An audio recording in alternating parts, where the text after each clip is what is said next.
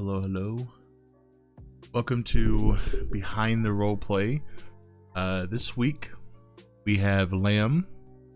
Oh, mighty Lamb. And we also have Jan here today. Hello, Flaws. Welcome to Behind the Roleplay. So this podcast is basically going to be about mostly dev stuff. Wag1, hello, hi. I'll usually say Wagon 1 because I'm quirky. Anyways, so we're going to be having Jan and Lamb on, basically talking about some coding stuff. With balancing, obviously we've had staff on the podcast before about balancing, like, you know, role play with being staff, code, what's that? True. We'll be talking about that. We're gonna be talking about a lot of just, you know, deving with RPing and like basically just trying to balance the two. What's up, Zach? How you doing? Welcome to the stream. So yeah, sit back, relax. We're gonna be doing some digging behind the roleplay. So no further. Oh, hi. Oh, hello there. Hi. Okay, so we're gonna go ahead and bring him in.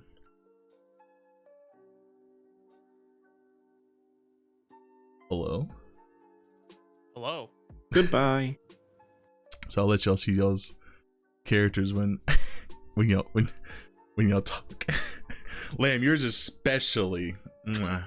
I don't. Well, I'm worried. You'll see. What the fuck is this? When you talk, you typing, boosting, loading. This is Okay. wow. Okay. And then Okay, that is epic. But the fact that Norma lifts up a cigarette holder. Yes. Yes. so yeah. Damn. Okay. Okay, dude. Yeah. So I thought, y'all might enjoy. That's good. That's good. That caught me by surprise. I will admit. So yeah, and you can't really tell because it's just the way it is. But on your glasses, on your sunglasses, it's like code on there, like reflection, like from it too, which is like. Wait, when I speak? Yeah, when you speak, yeah, it's like it's very tiny, but like it's like, you know, small, like a little small detail. Dude. Yeah. Yeah, it kind of Computer looks like enhanced. the I see falling it. code from Yeah. the Matrix. Yeah. It looks like falling code. That's what's like on the yeah. screen too, is like falling code behind boosting and all that. Yeah. But yeah, welcome to Behind the Roleplay. Hello. It's good to have y'all on finally. Took us a little bit, but yeah, here we are. Sorry, I went on vacation. Oh, it's all good. Some of us really need that, you know. So yeah, like I said, basically this podcast is mostly just going to be kind of digging behind the roleplay and also the balance that kind of going from like dev to doing roleplay. Obviously, we've had people on before that were, you know, staff that they know pretty much everything that's going on behind the scenes, in front of the scenes, and especially as devs, you see pretty much literally everything that's in the works also. So it's like kind of just see how's, like, would, you know, if you weren't to do dev, right, like would you prefer to like not see everything unfold? Like, do you miss the surprise, or do you? We see as much as Flaws allows us to see. Okay, so it is kind of like a little bit like a limit. No. It's that, as of now, Flaws. I'm shout out to Flaws. He's trusted me with having full access to the code and shit like that. So, but yeah, there is that element of like surprise to, like, you know, because I main a criminal. So when new things come out, I can't do them until other people have done them, because I already know how everything is run. Right. So, and then like someone will like come into city and be like, okay, we got to figure out how to hit the plate. I'm like, I don't know. And I just leave. So is it kind of a challenge to, like, when you already know it, to like separate yourself, or is it kind of just like, it's just second nature when it comes to type of thing? Oh, I fully have zero Apparently I'm like quiet. retention. I've got you turned up all the way. Like, I have absolutely zero retention on anything. So, and half the time I'm not paying attention to what they're talking about because I don't understand it, and B, I don't care enough. So things will happen and I'll be like, oh yeah. That did happen. Oh, it did I happen. I did see something about that somewhere. I don't know. Just move on. So for me, half the shit they do is a surprise because I just focus on my niche. Right. So it's not really. I don't really have that much of a problem of like splitting it that way when it comes to roleplay because I just don't. I also don't like. I main a Civ, so I don't pay attention to any of the crim stuff or PD stuff anyways. So I usually will Unless I find tell out you. because someone else will tell me. Yeah. And even then, it's, you know, Lamb will sit over here really excited about what he's done and he'll tell me and I'll actually like it and enjoy it, but then within 3 minutes, my brain will just be sitting here going, dance for me, dance for me, dance for me. Oh. Oh wait, so Like completely gone. No recollection of what we just talked about. well, I feel like at the same time, it's like the surprise element. I think in RP in general, when something kind of comes along, it's like you kind of need that, right? To kind of like to just have that feeling. Oh, like this was just like kind of brought to you, like not like, you know, if you show somebody, it's like, oh, I knew about this the whole time. It's like kind of ruins that, like, I guess that moment. Yeah, you know. yeah, it does. And so this isn't the first like. So okay, well, first of all, Jan and I, we've been deving together for how long have we been deving together? Like 2 years, 2.5. I think it's about 2.5 years because we've known each other for about 3. So yeah, about 2.5 years. Yeah, It so was actually kind of funny because Lamb, this was where on the server we were on before, Lamb applied to be a dev and I got in before he did. And here it was kind of the opposite. We kind of joined at the same time, didn't we? I joined and then I basically forced you upon becoming map dev. Oh yeah, that's true. It was you and Nate. You and Nate forced me to become a dev. Yeah, we basically said, here, do this real quick and we'll take it and give it to Flaws. And next thing you know, you're just getting added to the dev Discord. Yeah, it's because Nate guilted me into it. So it's all Nate's fault in the end. Also, Shrike says Norma is far from a save. That's not true. I mean, yeah, she does have, you know, nuclear-powered heals that can end the world. Wait, what? But, oh, yeah, did you not know that? Wait, this is OC, right? Oh, God. This has been such a long-running joke. The stilettos. It's the stilettos. Because Norma will always wear stilettos. It doesn't matter what she's doing. She will wear stilettos. And if the only reason she wouldn't is if the doctors forced her to wear flats. Right. And this has been an ongoing joke that for 4 years now, 3 years, that Norma's heels are like heavily classified weapons. It's a class 4 weapon. It's class 4? Jesus. Like a very toe situation. Yeah. Anyways. Going back to the question.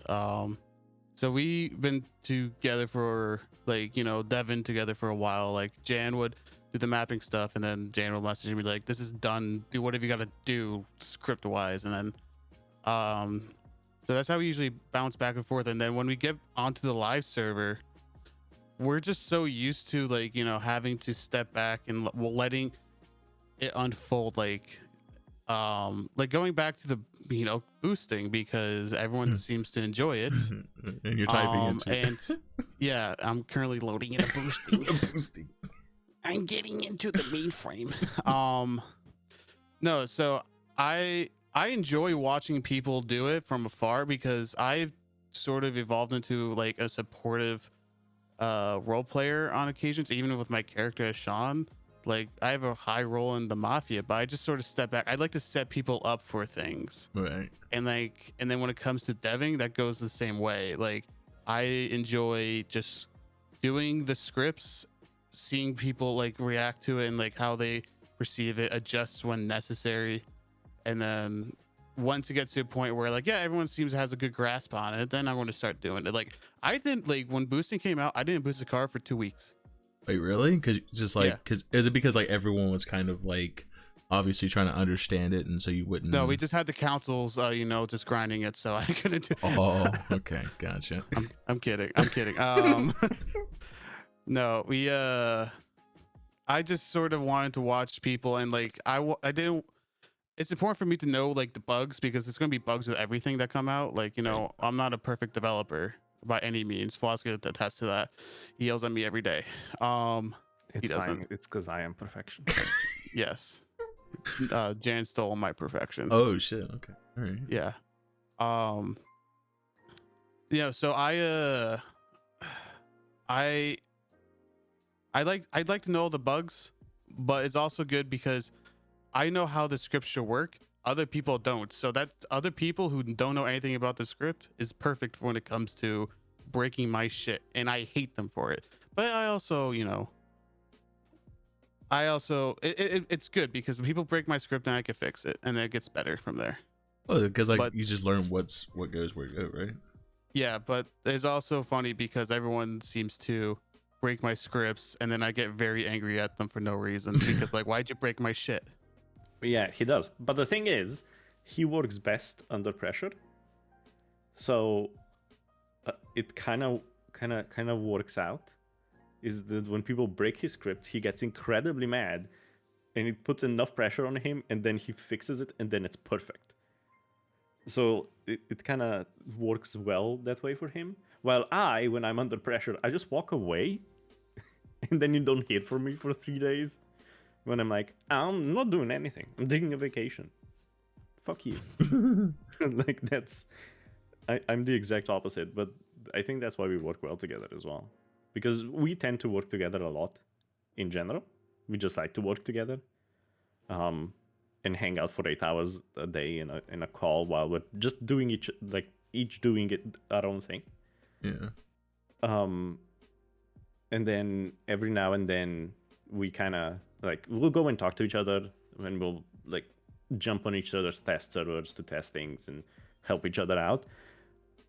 But because we still focus on our own things, like I said, I don't know half the stuff he does.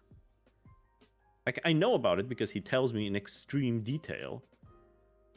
Especially when he needs something from me, then he tells me in extreme detail every aspect of it, and I half the time will forget what he said, and then the other half of the time I'm just sitting here going, I don't need to know all this. Just tell me what you want from me.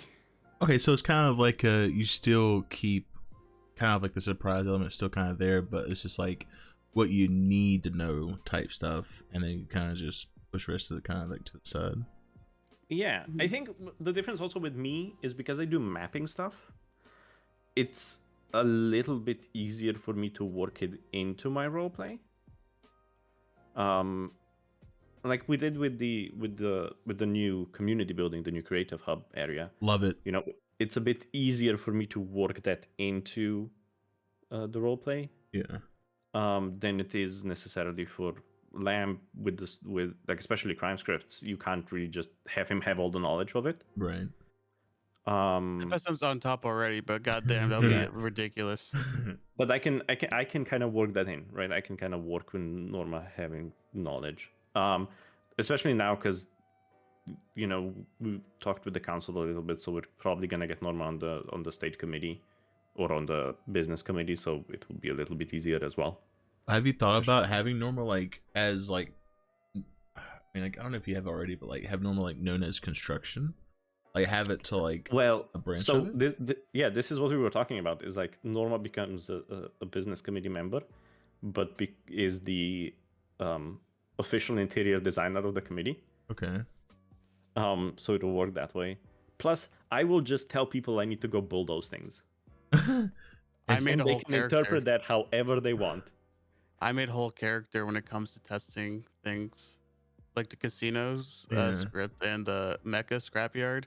I have a character named Inspector, so I just go in there like I'm here to inspect the casino, and then I just go in and I just like I ask Sassy, he's like, Sassy, just give me $50,000 in my casino account so I can test shit, and then she will, and then I'll just test everything in casino on live, and then test all the mecha shit and whatever else I may come in the future, and then I just log out of there and go back on Sean or my cop or other than that. But Flaws has a question he said in the chat, and Flaws, I also did. Flaws, I did see that plug in discussion. Yeah, It's great. I didn't. Redacted leaks available here. Redacted leaks available. Yes. Yes.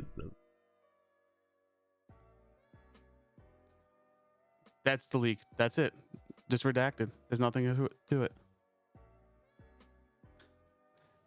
Flaw says that we missed the surprise announcement for the large updates, like the one we have planned soon. Yes and no, because Yeah, for me, it's still half of the stuff is a surprise, like I said. But I think for me, I don't miss the surprise element because right after it hits, we get that feedback from the community that kind of just boosts your adrenaline and dopamines, and you're like, yes, we did something really good. Because basically, up until the update hits, we're all so busy working, we don't really focus on it. And then when it hits, you can see that feedback. Like when we did the Christmas update, the winter update, when I got to turn everything into Christmas. Flu's Day when you changed Flu's Day. Oh, Flu's Day was fucking. Dude, listen, hear me out. Jimmy's birthday, buying sign, please. Like, that was literally the coolest thing I think I've ever seen on like any server I've ever been a part of. Like, I've never seen. I never saw that happen. I didn't know it was happening. Jan left me in the dark about it. No. But you have to understand, Flaws didn't know. Flaws didn't know that was going on the server or live until it was on live. How'd you keep it away from him? Like, he's God. So Mag messaged me, right? Mag messages me and goes like, "Listen, I've got this idea for Flaws' birthday because what the fuck do you get the server owner?"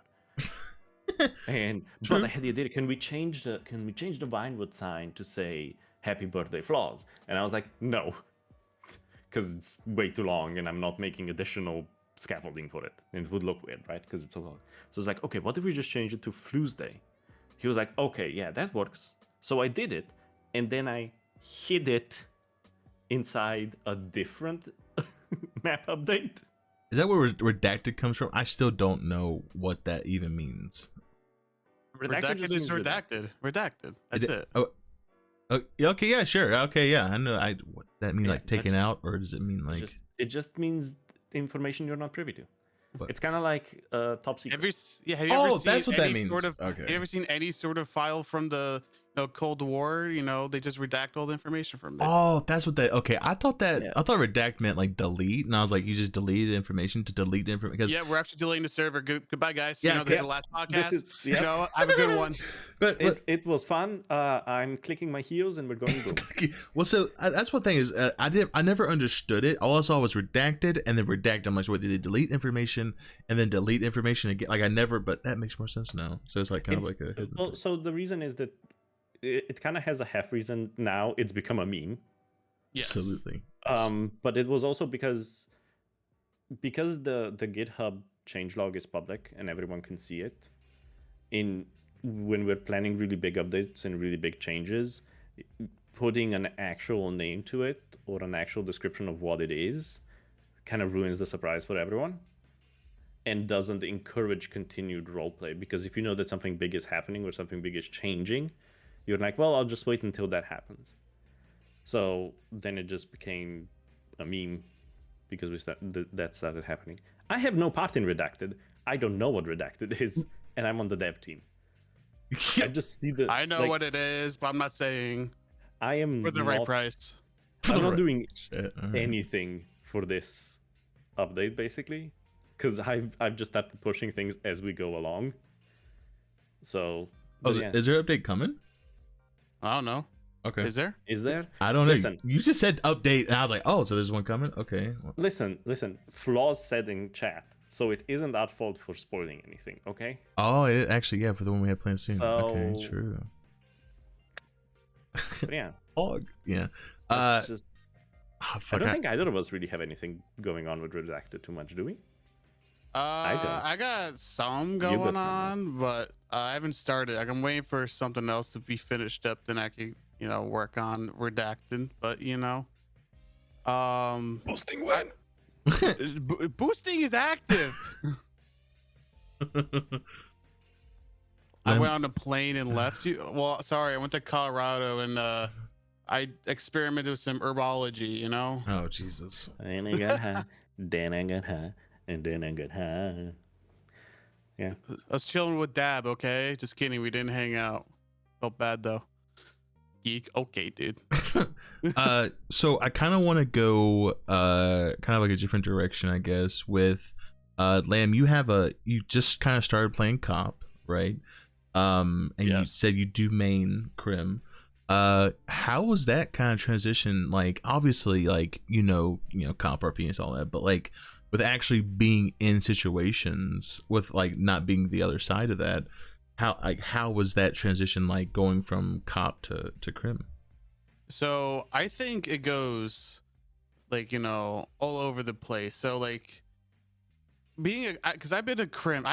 Sean was my first character I ever made, Mm-hmm. and I made him like 3 years ago. And And I just been Norma was building. the second person he ever met. Yeah. And I just been building him as a character for ages and ages. And then when I came to Echo, I just like, okay, I'm going to continue with Sean's story and all that. I never thought I would ever make a cop, because the thing is, when it comes to cop RP, I wasn't used to it. And plus I love being a criminal, a filthy crim, so much that I just didn't want to like I didn't want to put it to the side. But then I was like, you know what? I'm going to make a new cop. And so I made Brian Spillner, who is like lore wise is actually related to Sean, but Sean is such a disgrace to the O'Connor name that he's changed his last name. Oh my god. And Brian Spillner is actually, for those who know, is he's the undercover name of Brian O'Connor from Fast and Furious, from Fast 1. That's his actual like ID name. So It's so dumb. It's the dumbest. It's the dumbest thing. It's I was the like, dumbest thing. you know what? I'm gonna make a fucking cop character. I'm gonna fucking meme him, whatever. So, it's good though, because I have I've been maining Crim for 3 years, and then when I go into cop, I understand the perspective and the struggles of a criminal, and like this is role play. It's not like it's not like real life. If there's someone getting in a chase and some scuff happens, I hate using that word scuff, but like if some shit happens, I'm not gonna be like a fucking asshole. Like for instance, with the boost, when people's heads were popping and shit like that in up in Polito because of the trees. People's I fixed it. Yeah, I know you did. But like when people's heads were popping, and I know as a dev that they can't finish the boost, like the script broke for them, so they can't do it. So I would probably I'll go easy on them. Like, yeah, it's like, you know what, like the continue on the chase and all, I'm still going to chase you because I'm not going to break immersion and all that. But if I catch you and get back to the cells, I'm not going to be like an asshole to you, because if that were to happen to me as a crim, that would be kind of shitty. And also when it comes to like the shootouts and shit like that, like I'm not someone to treats like another criminal like they're not a human. Like we're all here to have fun. And so I like to like, if I was a crim and I just got fucking blasted by PD, I wouldn't want them to be like,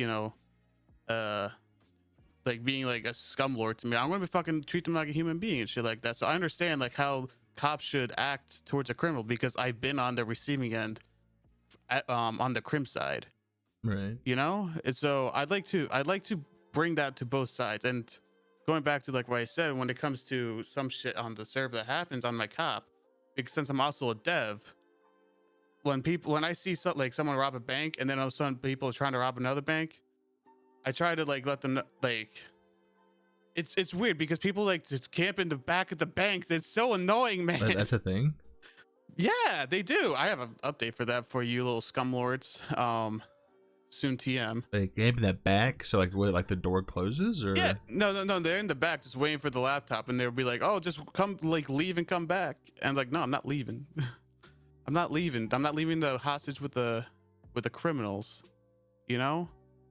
Oh, that's And so weird. What the? yeah, it's pretty weird. But like, I try to like, I tell them like, yo guys, you're not gonna be able to hit that for a while. I give them like a little hint of like, you guys gotta leave.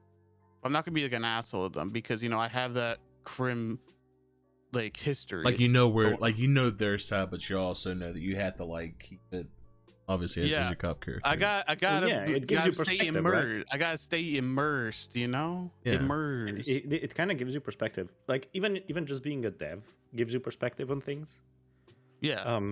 Because you understand how things work a little bit more, and it's kind of difficult to explain to someone who's not necessarily a dev. But because you see so much and you know how things work, it kind of gives you perspective on things, so you end up being a bit more chill. And then, yeah, if you're maining a crim, or if you have a crim character and a cop character, then you kind of also get that perspective because you're on both sides, and I think that brings good roleplay to both characters and people around you because you do have that perspective. Yeah, I also, when someone asks me about like if someone who's never joined or done any RP before, is that I want to play a cop. I always tell them start off as a criminal.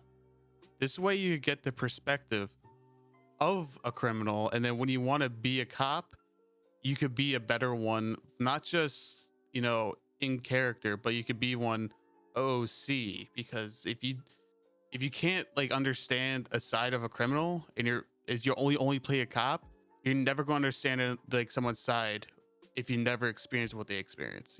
I'll even one up that, to be honest with you. I know that I may be speaking out of my lane, but I think that, like, to be honest, Civ RP is actually the best way to know both sides, if that makes sense. You literally watch on the sideline. Yeah. Oh yeah. Like you watch everything unfold. Here's my view on it, right? I don't think anyone should ever go in with the idea of I'm a criminal or I'm gonna be a cop.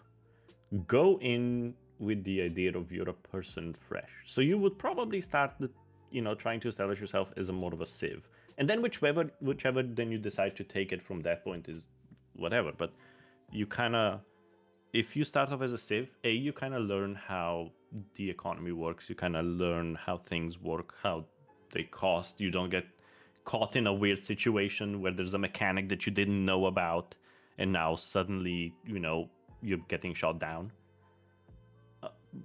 And then, yeah, if you lean one way or the other, then that's up to you, right? If you're like, oh, I'm enjoying kind of being good and not getting into this like a gang war type shit, maybe you lean towards a cop or just a civ. And if you're like, oh, I need more excitement, I wanna kind of get that rush from, I don't know, boosting or bank robberies or whatever, then you start leaning towards scrim. And if you're fun as fuck. Yeah, but it also allows you to meet people in a different manner than you normally would, because if you start off as a criminal, it can be difficult to get into a group and kind of difficult to befriend people. Whether if you're a civ, most people will just be friends with you. They will just talk to you because they don't see you as a threat or as someone who's encroaching on their thing. And then that's the. I think we got lucky though, because I know I did because you came in after me, Jam, into the server. I joined Echo back before like the name change and before the militia happened back last year, about like a month before, and everything was so established and all that. I didn't know what I wanted to do. I came in with my boy Levy Lavushka Filmonov, and so we came in together, not knowing what the hell we're going to do. We were good friends with Kendall James, and we joined the server and we're like, didn't know what to want to do. And then all of a sudden, Kendall like messaged me and was like, "Yo, they're getting a wipe." And I was like, "Oh, okay, so that's going to start fresh. Everyone's going to be on the same level." And so that's when we actually started to really commit to the server. And then Levy actually ran into Vlad, or met Vlad, because Levy is his character is from the Ukraine and then has a very similar accent to Vlad, who is Russian, and so they became good friends. And then Vlad was introduced to me from Levy, and then we both joined the mafia at that point. Levy went a little hiatus and then came back recently, but like I stayed with the Mafia, and I helped Vlad and Rue grow to what it is today. So I think I got real lucky with where I am today on the server.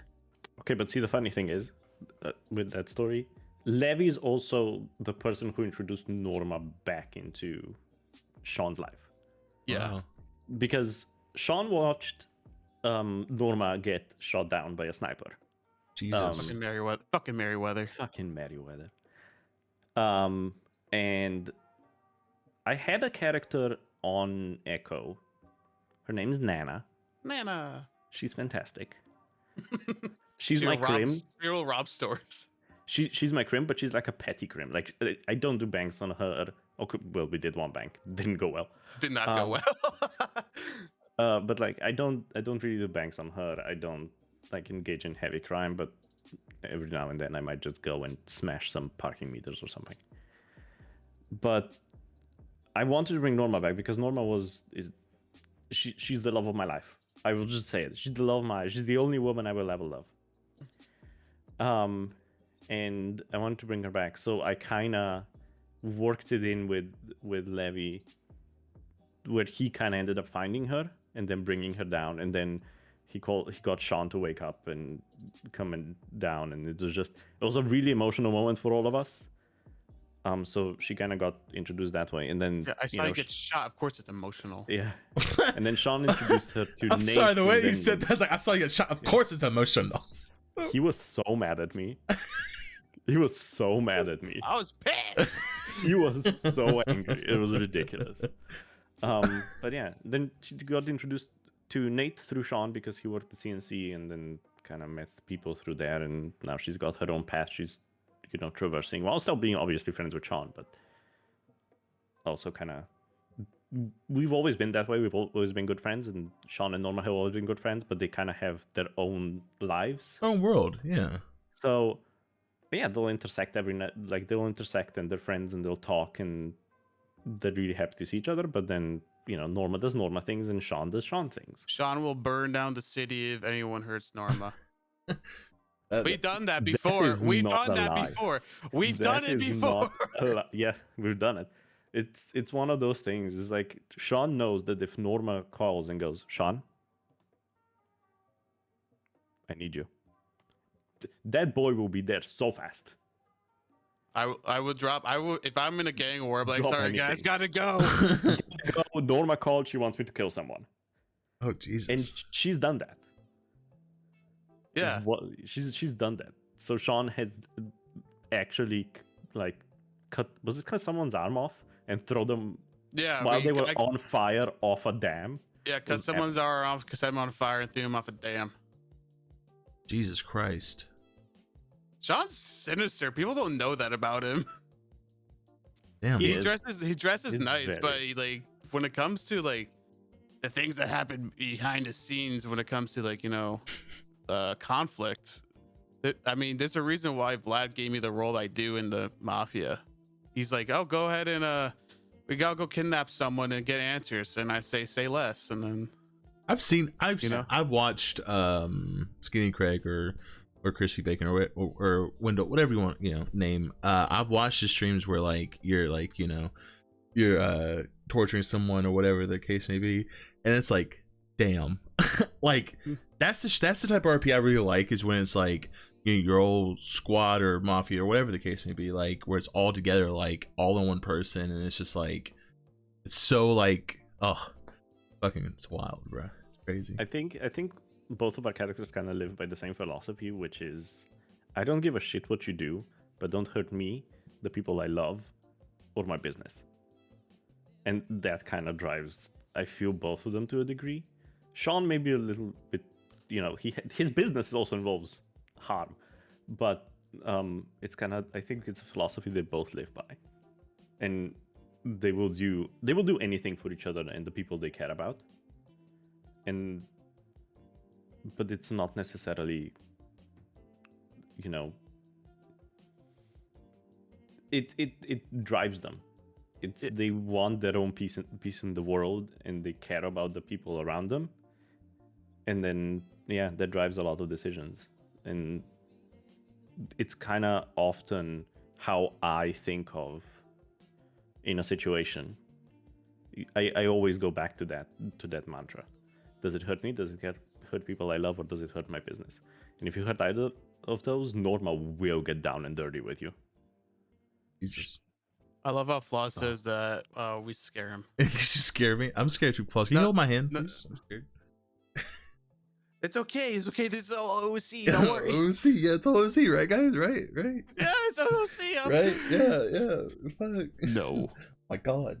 But like, I don't know. I think that there's a lot of times where you see RP like that, where it's like two people who were obviously like they would do anything they can for each other, and a lot of times when people go to a server, like, you know, obviously you join a server really by yourself, you have no one. But when you see two characters who obviously OC, like, you know them, you're friends with them, but obviously in character too, where it's like you've been with that person for so long and you have each other's back, it's like it's kind of refreshing, you know, to see like that there's you know, relationships or friendships, whatever, that are like still so strong, and like, I don't know, it's just nice to see that there's so much more story than you think there would be. That makes sense.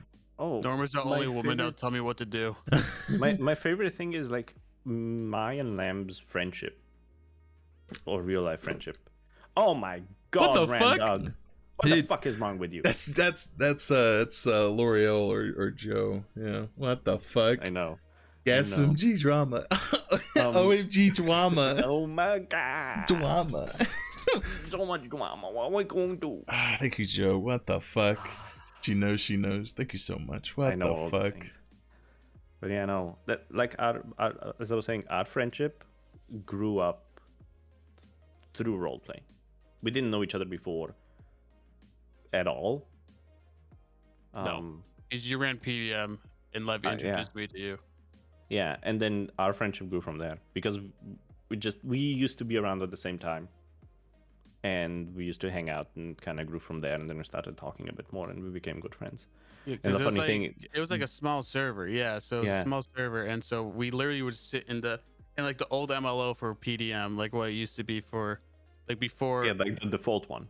Yeah, the default one. The default one. So we would literally sit in the corner of the room, just talking, and like it was like during the 20, like especially in 2020, it happened a lot. And a little bit before, I would sit there and I would just order myself, like, you know, literally the same fucking meal every day, and then he would come in like, every time, and I would tell him.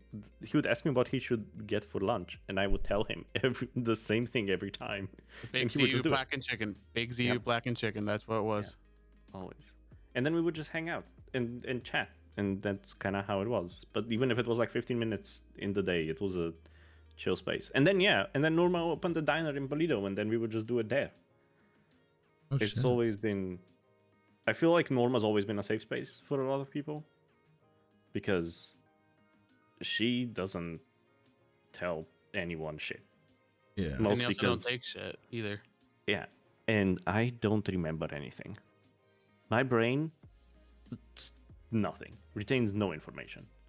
So I think we always had, Norma was always that person that everyone would go to and tell all the troubles and everything that was going on, and I just be like, I have no recollection with 5 minutes later. But I enjoyed that. So there was always a joke that she was the either the mother of the server, or the mother of the or the auntie of the server, or whatever you want to call it. I feel like that role, I think that along that role is like very powerful, right? Because it's kind of like you're just like, you said, like the mom or the aunt, or like whatever the case may be. Oh yeah, you have no idea. Yeah. Right? Because Norma's deal was, because she was that, and while I retain no information, paper holds a lot of information if you write it down. So Norma always knew everyone, and Norma always knew anything and everything that was going on. And that kind of became her thing, and then she would kind of, you know, divulge information to where needed, but never like worked for anyone. So it wasn't like, you know, Sean's gang would, like, Norma would give them all the information she gathered. Go figure, it's the Blue Boys, go figure. Yeah. She'd give them snippets of information here and there when they needed it, or sometimes she'd tell PD stuff, or any of or the other gangs, because it also kind of ensured that they would come back and talk to her, and that way she'd get more information. But that was part of her backstory as well. Was like information was like security for her, because she knew so much nobody would touch her, because if they did, stuff would get out. Mm-hmm. And we used to call it Norma's little black book. And it still exists somewhere in my house.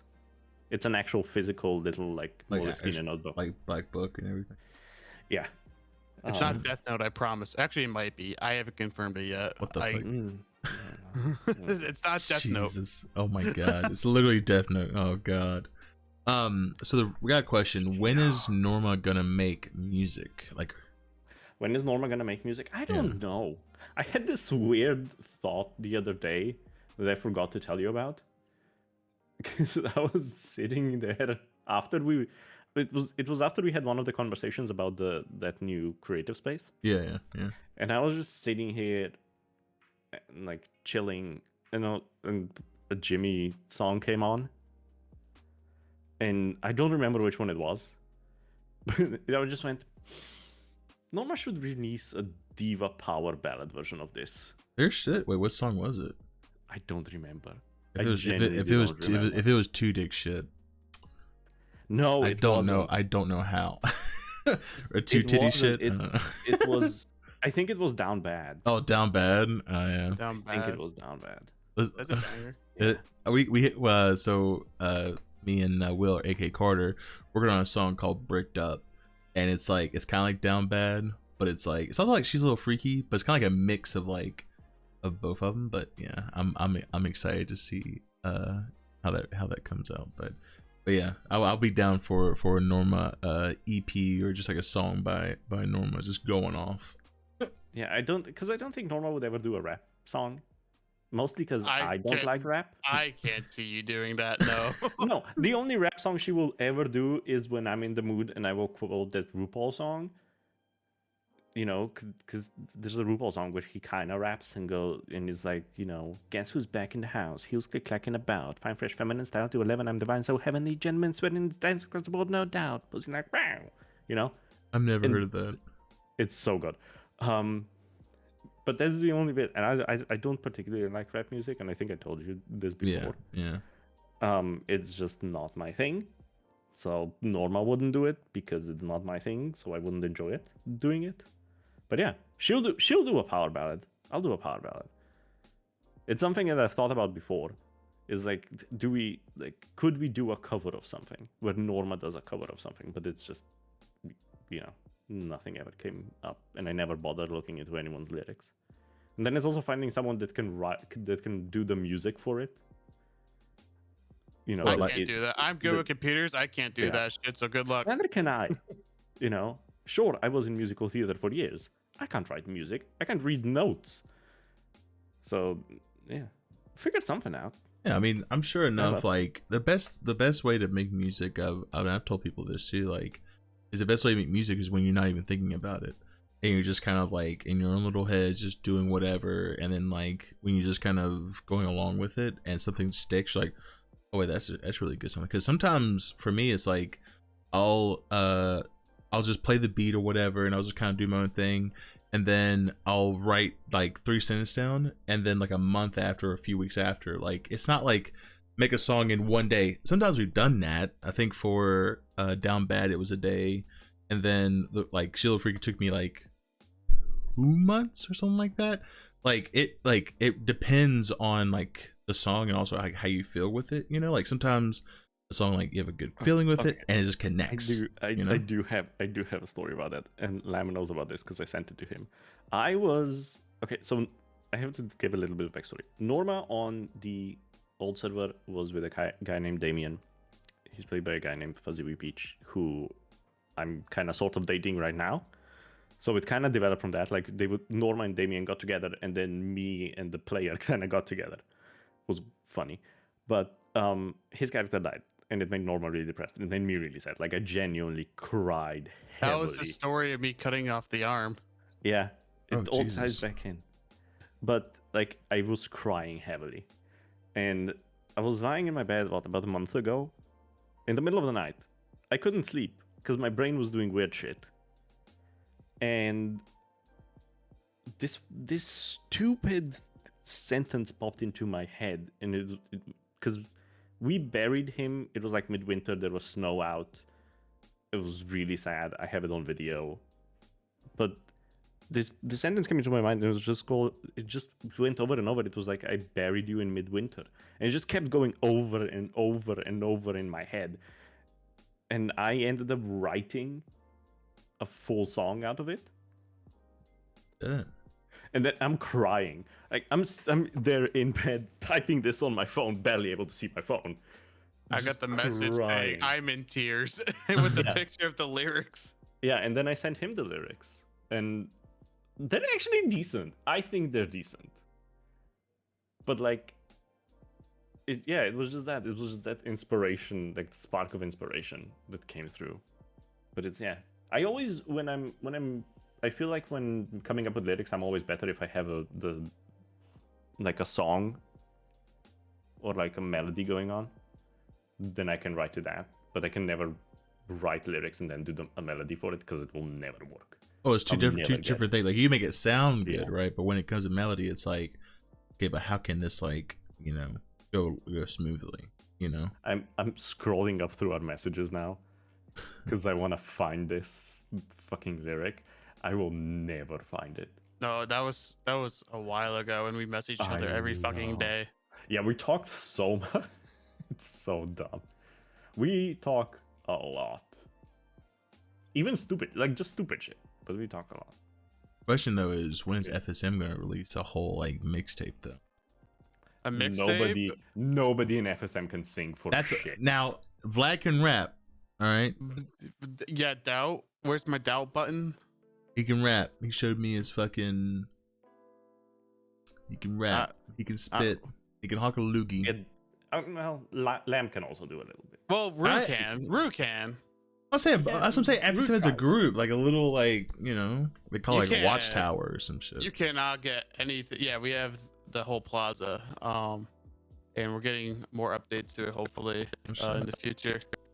But we I Found it. I have no business in the music industry besides listening to it. Just so okay, hear me out on this, right? Have it a song called featured. Is it Shane or Sheen, right? Just so I can say it right. I will leave this call right now if you say that again. I'm sorry. No, Well, it's Sean. Sean. Okay, Sean. My bad. Okay, so but hear me out this, right? Have a name of the song, right? But then have it featured Sean. But then have it to where the song is basically just like have you listening to it. You know what I'm saying? Like have it to where it's like you're not even, there's no part of it, but you're just in the song, just listening to it. It'll be like those. It'll be like the songs where it's just like a rapper with like an EDM artist, and it'll be featured the EDM artist, and they don't say anything. They don't say anything. No. but they're- It's featuring Sean, and the cover photo is Sean with headphones, and that's his involvement. It's him listening. Yeah. This actually needs to be a thing, please. I beg. Oh my god, that'd be great though. I don't know. Legacy just opened up next to the fucking plaza, so It could It's happen. fine. Just break in, record an album. Oh my god. just regular core album. We come in there and you're just like, there's like shit everywhere, just like, fucking bottles of this and this, and just be like, hey guys, made a song, you're welcome. It's like, wait, what? Sorry, what? there's a disc on the studio.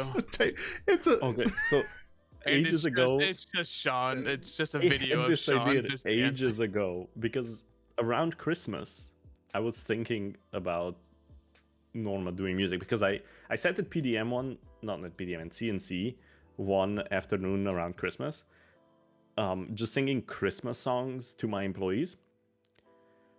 And I was thinking about doing a Christmas album, like covers of like famous Christmas songs, like that are in public domain, and then just dropping it in someone's emails from Legacy. and just drop Going it. like, Just be like, "You're oh, welcome." you're welcome. And just leave. Like under a pseudonym and shit, like nobody would know it was Norma. Right. I mean, people would know it was Norma. It's my voice. But just doing that and being like, "Yep, here you go. Okay, bye. Have some music." Just join Kokoro then. Yeah, just, I am not joining Kokoro. What are you on about? Damn. I love Kokoro. They gotta make music. I think everyone makes great music on the server. Okay, so this is the thing, right? And this is the thing that we were talking about, and it comes with the MNO we opened yesterday. There's so much creativity on this server that I haven't seen before in so many different creative fields. Oh, right? absolutely. We've got amazing musicians. We've got amazing journalists. We've got Our journalist is my journal. we've got amazing artists, amazing storytellers. Like there's so many creative fields that are so amazing, and it's like, how do we as devs honor that? How do we pay people back for that? So the MLO was one of those ways. So like we giving people a place, and we were kind of talking about this. And I think I'm not promising this is happening anytime soon, because it's gonna be a big undertaking. But I kind of want to turn that Vinewood Bowl area into a creative space. That'd be sick. You know, where we have the photo studio, and we have additional photo sets. We have little offices. We have a recording studio. But just so it's like for the public, right? So it's just like yeah. But it's open for anyone that wants to do art through RP, or something created through RP, but is not affiliated with anyone that has that. Oh, but let's say like a legit already. business or whatever, right? So it's like yeah. I think that And it's just it's one of those things that inspires me all the time, and it inspires me in the way I work as well when I make MLOs, because I will often go when I'm because I can't make every MLO look exactly the same, right? Because that would be shit. The amount of times I will go and just look at Instagram, like the RP Instagram channel, or at the media channel, or just sit here listening to music from both Kokoro and Legacy and everyone else, to kind of get those kind of creative thoughts going in my head that allow me to reach outside what I'm comfortable in. It's ridiculous. I am so inspired by our community all the time. It's weird. There's been times where I will literally go to bed, trying to keep a semblance of a sleep schedule. Yeah. And I will quickly look one last time through the Discord, and I will see a picture, and I won't be able to stop thinking about it. So I'll have to get up and kind of very roughly create an outline that picture inspired, so that I can work on it the next day, because otherwise I won't be able to sleep. And it's dumb, but in the best way possible.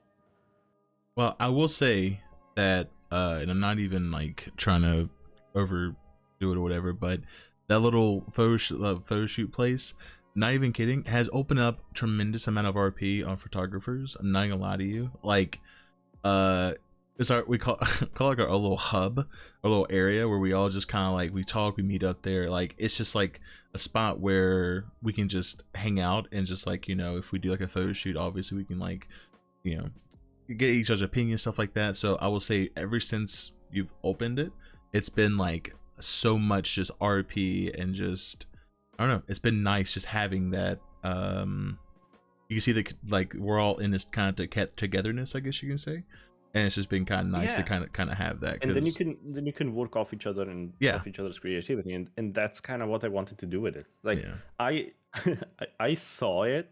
I was looking through a bunch of my old files, and I saw it, and I immediately went, I need to show this.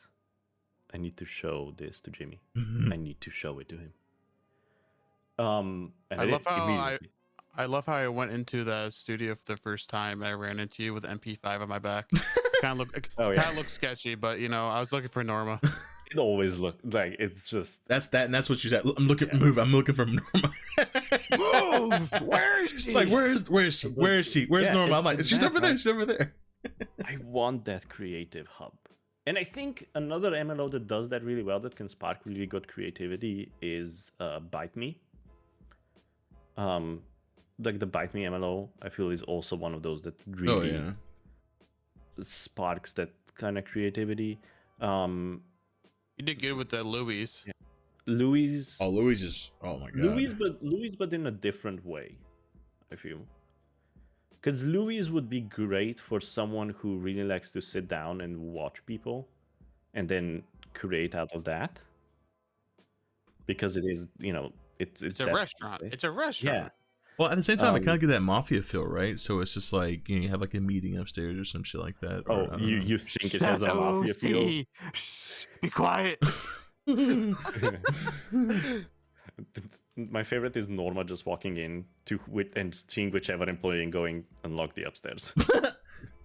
And just, they're like, okay. Don't even question. Like, yes, It's like, of I'm course. going upstairs. They're like, okay. But yeah, there's a few places like that, because I mean mostly we focus on businesses, so they're very oriented towards the business they're in. Like Burger Shot is obviously a fast food restaurant. It looks like a fast food restaurant. You had the feeling of it. You kind of wanna, not to shit on Burger Shot. It's not a place that I want to go in and sit there for 3 hours. It just doesn't, kind of inspire that. Yeah. I Like work on Louis ambient does. music. I need to work on ambient music, Yeah. Louis. We do need to work on ambient music, but like Louis does that to me. Like Louis, I will go and I will sit down and I will, like normal, will have dinner and I'll just be there for an hour and a half, just sitting there at the table, kind of looking around, listening to people's conversations. Bite Me is similar. I like to go to Bite Me and like get food or get coffee and just sit down for a minute. I feel like the music studios, like Legacy, inspires that as well, because you kind of go in with the idea, I'm gonna make music, so you go to the music studio and it kind of inspires you that way. But we didn't have something that was available to everyone where they could go, especially photographers, where they could go and have that experience. So the hub, I think, was a really, Oh, absolutely. really good It's idea. like I said. It's I think with this is a legacy building, just in general. Like if there's like a new artist that wants to like meet up or whatever and talk, and like when we go through the doors, I think the biggest thing I think that was really inspiring just for ourselves and our sake, like our old building, like fair enough, and it was probably just easy, just kind of fixed, but just the fact that our like songs were actually on the wall and like our records and stuff were on the wall, and so it was just like that inspiration where you walk through and it's like, oh, like your songs are actually on the wall, and it's like the last build, the old place, it was like, nothing wrong with it, but it was like David Bowie and all, outside city music. So it was just like, it was kind of like the way it felt was like, why would you have outside music, why not your own? So it was just like, the inspiration of, Yeah, and now you walk into your MLO and you see the same one over and over again. yeah. There's like 2 albums that for some reason appear over and over and over again on all the walls. Yeah. And you really need to work on that and fix it, but I kind of at the same time find it really funny. I will say the only thing that matters is the fact that Jimmy's 2 dick shit is right beside his son, which is really cool. Yeah, like right where the big son is. See, that's a big shout out to Bonnie, right? Absolutely. Like she did amazing with it, and when it comes to that kind of personalization, I love giving people the opportunity to do it, and I really love that kind of personalization. Like, again, back to the hub. I'm gonna keep talking about the hub because I'm so happy with it. The pictures on the walls are really try to really like it makes it personal, because it's pictures by people in the server and of people in the server. And I really enjoy that over, some like generic photographs or whatever. And also I have to shout out Kieran, and because I came up to him with an idea of the video wall, and he had it done 48 hours later. Oh Jesus! And I was just like, this is so cool. And the only reason I didn't go to Lamb was because he's already so busy. I now feel bad asking him to do things for me. Honestly, I wouldn't have been able to get it done at that time frame, because when it comes to anything dealing with like sort of mapping or anything dealing with textures and shit like that, I'm kind of brain dead when it comes to that. So so it's like, so because it's a texture replacement, right? yeah.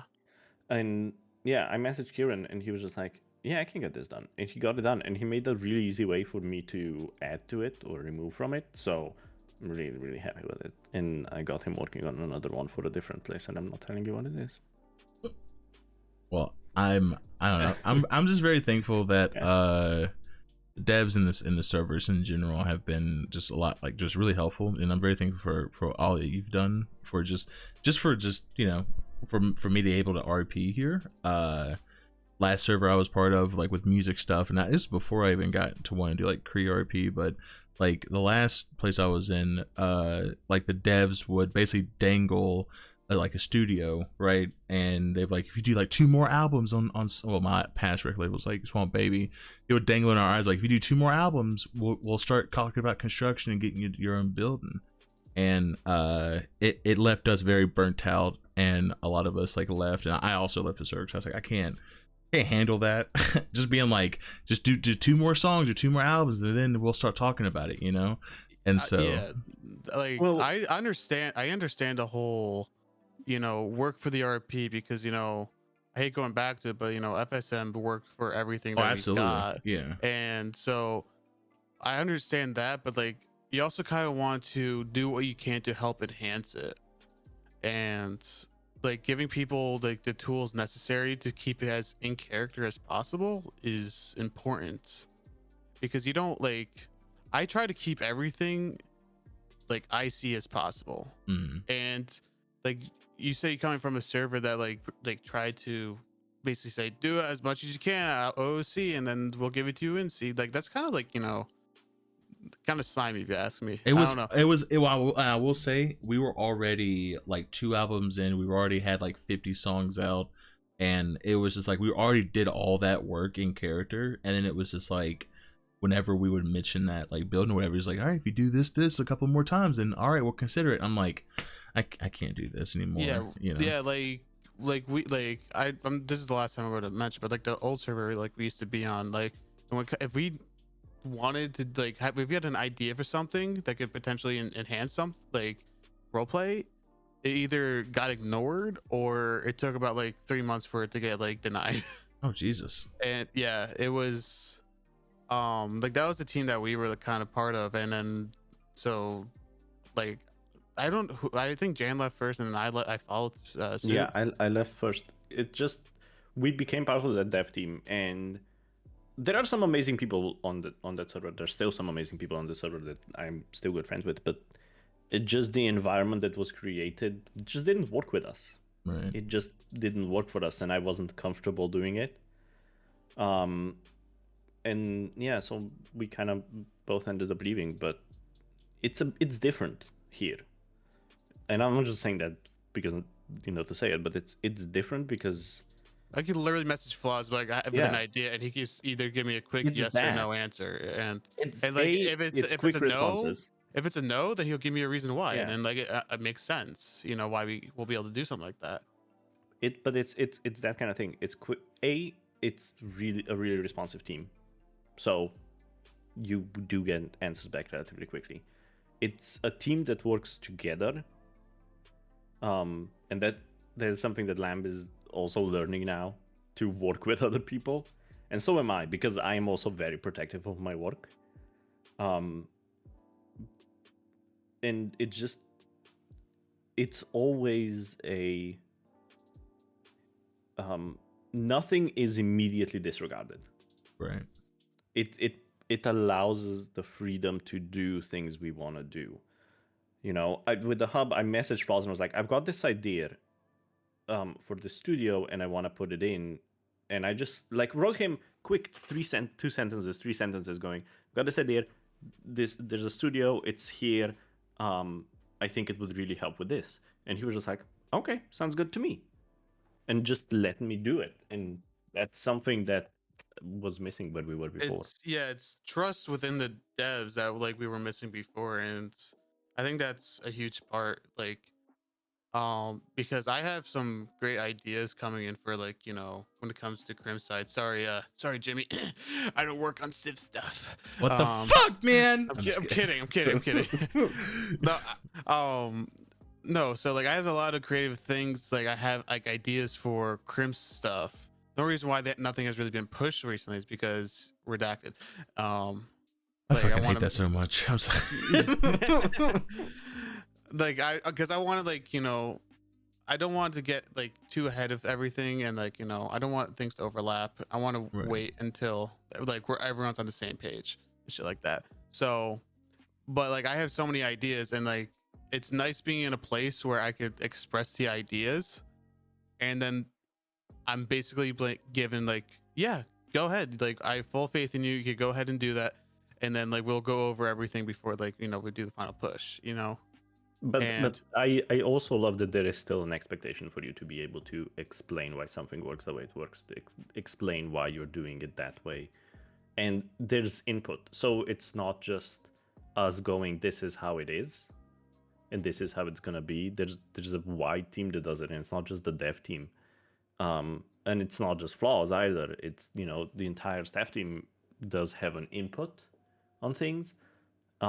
Which is great because they have ideas of how things may work that you don't think of yourself.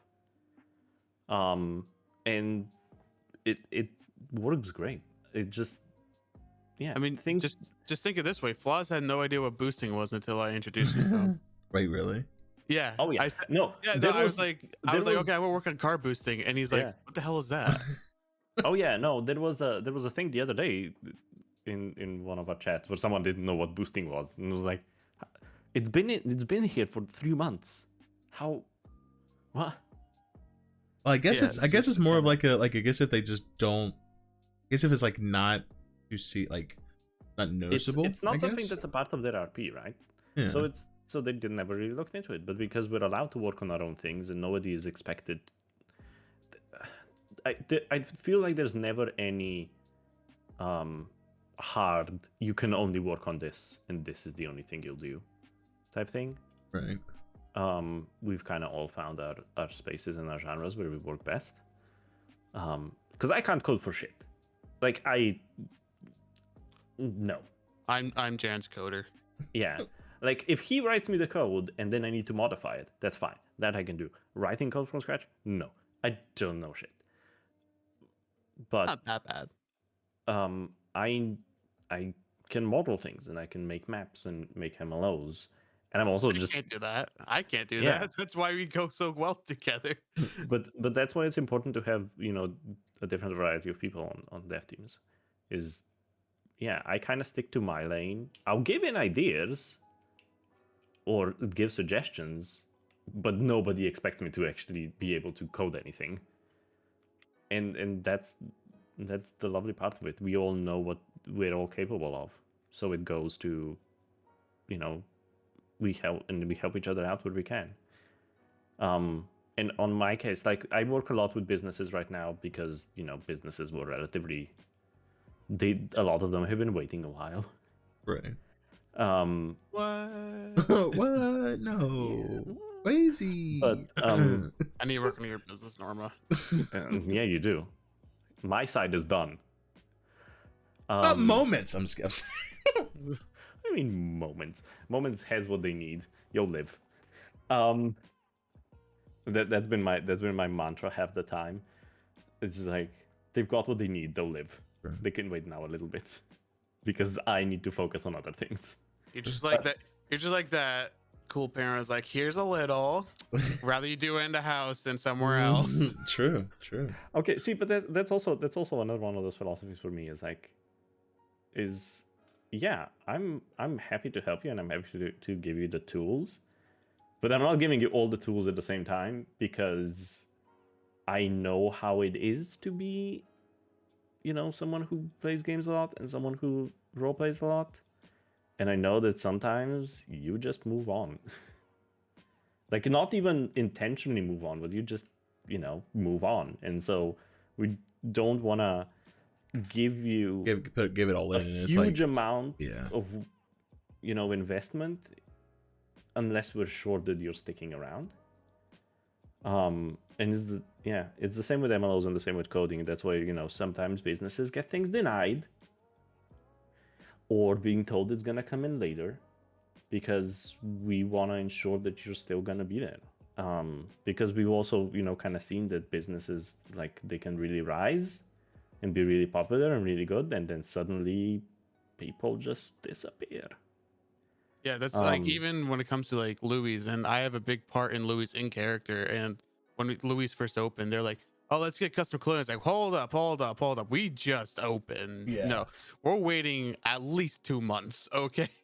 Yeah, and it's a lot of that, right? It's a lot of, yeah, we'll give you the basic tools you need, and then if we see that you're active and we see that you're still enjoying it and you're contributing to the community, then we'll work with you on getting more. And it's the same with like the food places, especially. We understand they want to be individual and they want to be special and they each want to have their own special items, and that's fine, and we fully support that. But it's always, there's kind of a limit of how much we'll give you at one time. But it's always the answer is always, okay, you can have this much, or you can have this and this. But if it's never a hard no of no, this is never happening. It's always, yeah, maybe in the future.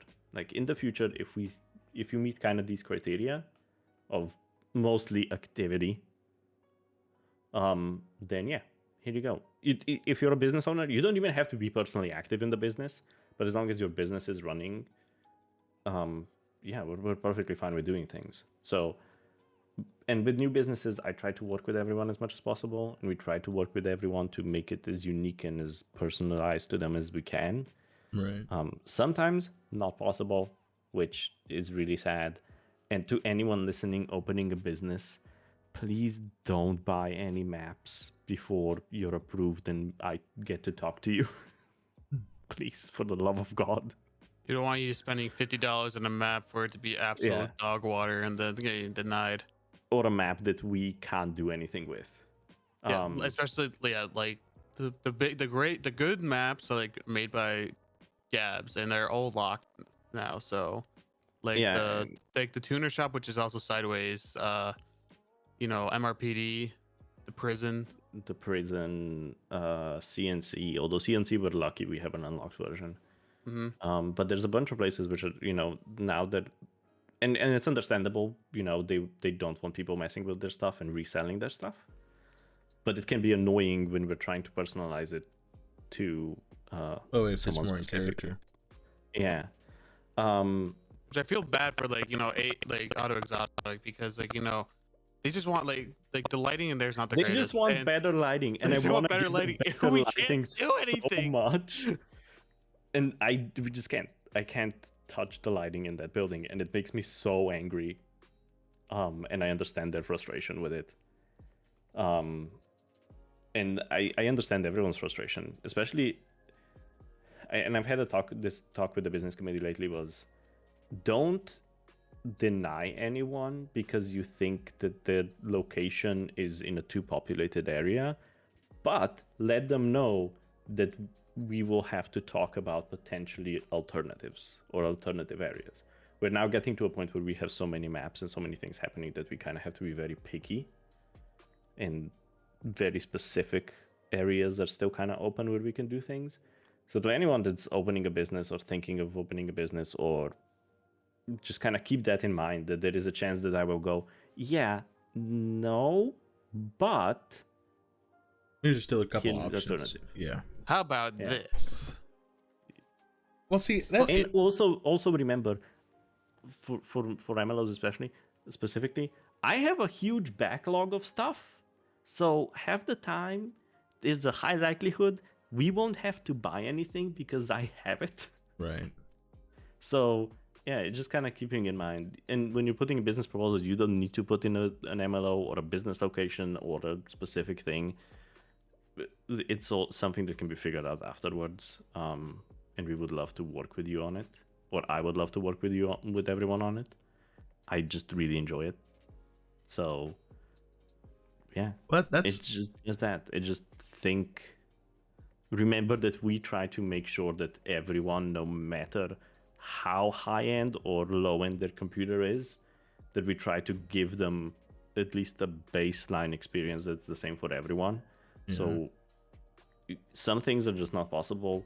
Some things, even coding wise, just the script would be too heavy, or map wise, it would, give everyone headaches. So it's like, we have to be very careful. I saw at this one, point. like I saw a suggestion of like, engine swapping. I was like, that just sounds way like too complicated. But like, I don't go figure. I found actually like a base on script that could potentially, be something like that. But I don't know what the pure use would be. Like, I understand the engine swapping and all that because I'm a Kygar in character and OC, but like some scripts, like some people would suggest, will either just kind of redundant and don't really make sense, or um they would cause so much trouble for the server that you conflict with something, or I don't know, and like it will have to take a lot of time and a lot of thinking about how is the best way to implement something like that.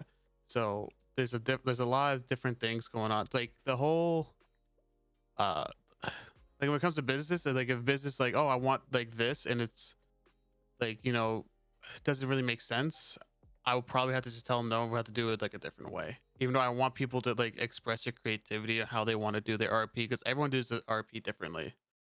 So I want to be able to like support it, but I also got to like think about you know every other individuals and how it could have potentially affect their PCs and their experience. And even not just that, like everything we do, we work in the scope of how does this work with what we have, or what the current situation is. So with businesses, sometimes things will be requested with items where it's like that item is just overpowered, or people will request, oh, we want this ability for criminals, and we kind of have to think, well, how does this tip the balance? You balance it between like PD. Yeah. So there's always that thought that goes through our heads when we talk about things, is how does this affect everything else around it? And sometimes a thing that you would think is the most furthest removed from something else and wouldn't affect it is the thing that affects it the most. So there's Like a lot of trial and think about the traffic, like even just like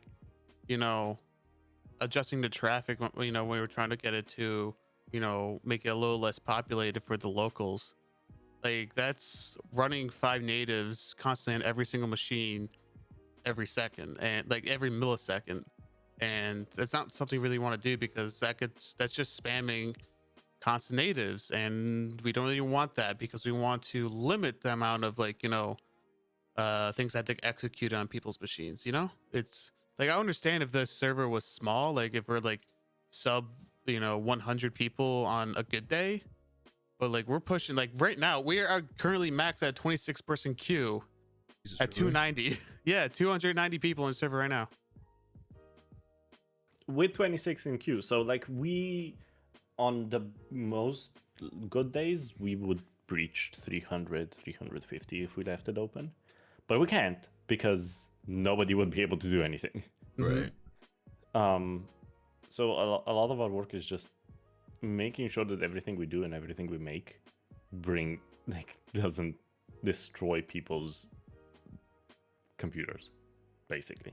Like, how far can we push something until the server just goes, no.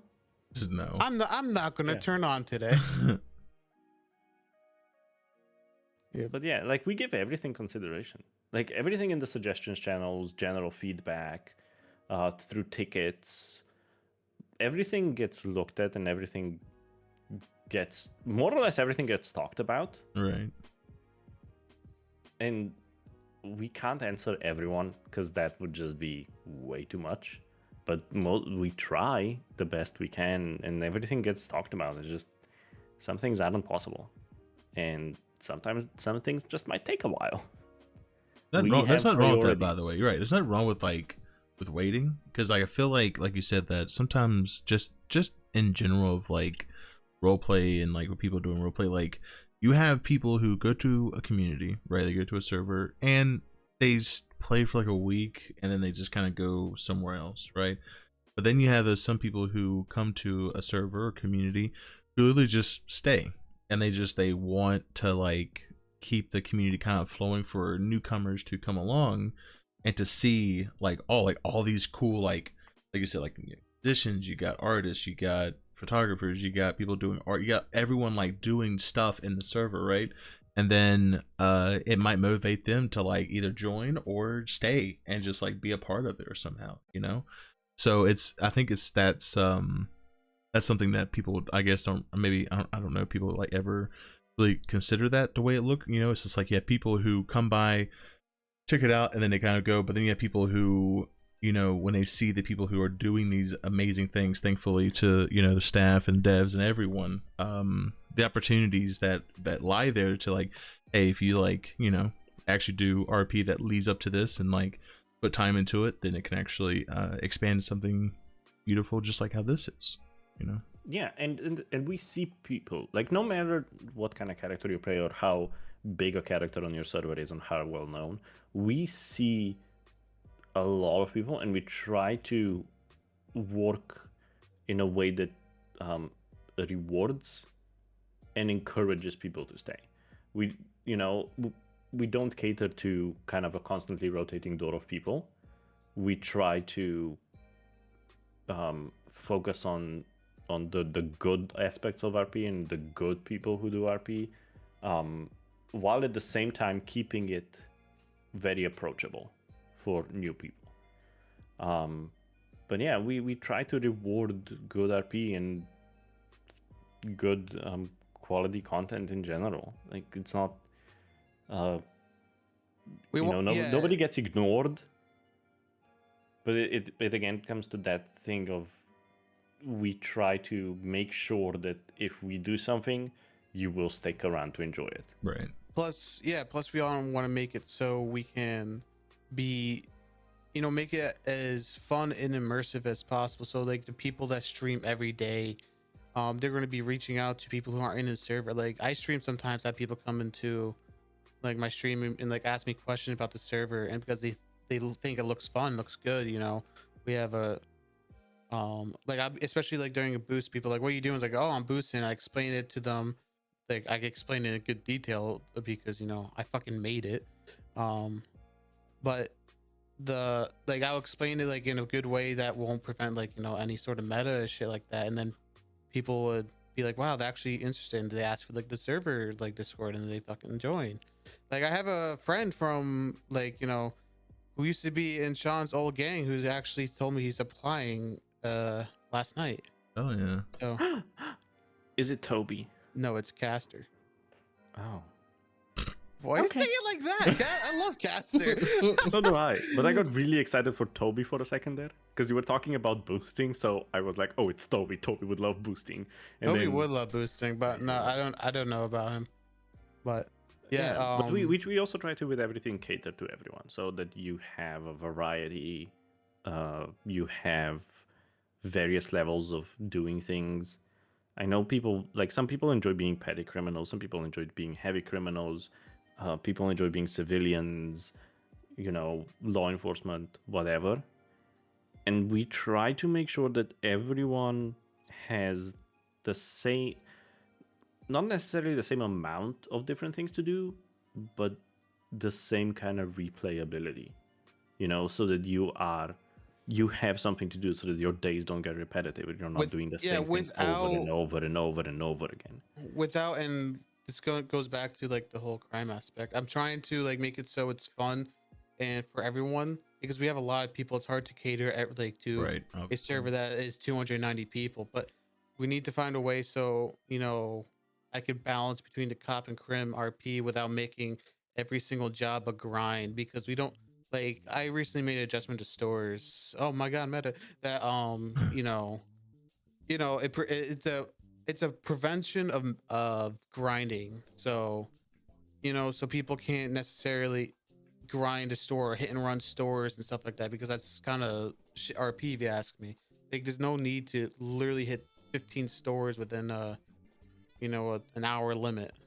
Like, it's kind of ridiculous. So I'm trying to make it so people who join the server and do want to get involved into, you know, small crime, they have the ability to, because you don't have the people who normally grind it every fucking day, Right. doing it constantly, so they have a chance to actually start building up, you know, their reputation as a criminal, or like, you know, anyone else.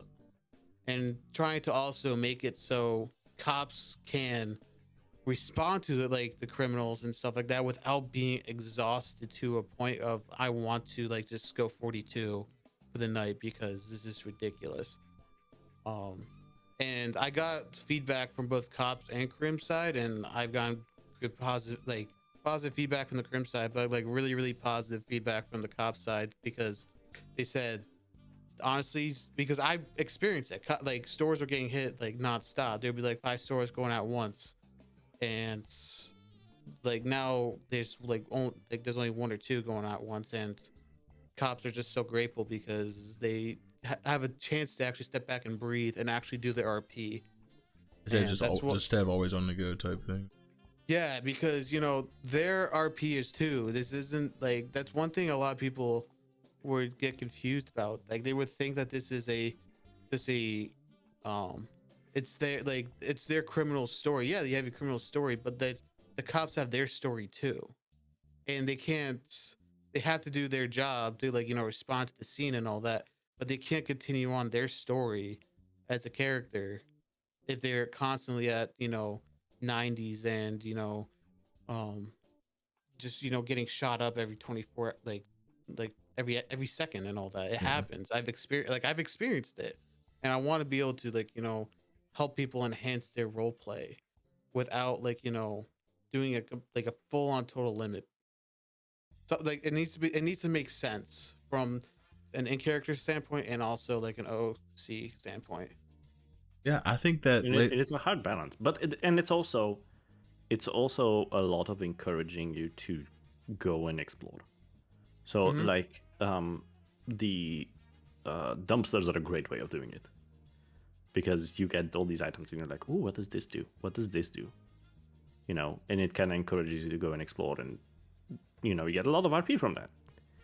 And I know, this isn't really meta at this point. Is like unorthodox the criminal activity will give you stuff where you can go, oh, what does this do? And kind of encourage activity that way. So we want to give everyone an equal opportunity to be able to get into every aspect of roleplay on the server. Keep every aspect as fun as we can, but also encourage you to continue exploring and continue going, because there's always more. There's always something that you can go, ooh, today I searched the dumpster and I found 3 pigeons in it. What the fuck? What the fuck am I gonna do with these pigeons? That is not an item. Do not look for pigeons. Not an item. But like it's not an item. But it's like it's one of those things like, what do I do with this? Or what do I do with that? What does this do? Why are pigeons in the dumpster? Put pigeons in the dumpster. Sometimes there's just stuff in the dumpster that belongs in the dumpster. That's a New York dumpster. I've been in New York City. I can expect that there, but Los Santos, I don't know. It'd be really cool. That obviously we look through dumpsters, you just find a shit ton of lotion, just a shit ton of lotion, right? Almost every time you look through dumpsters or whatever.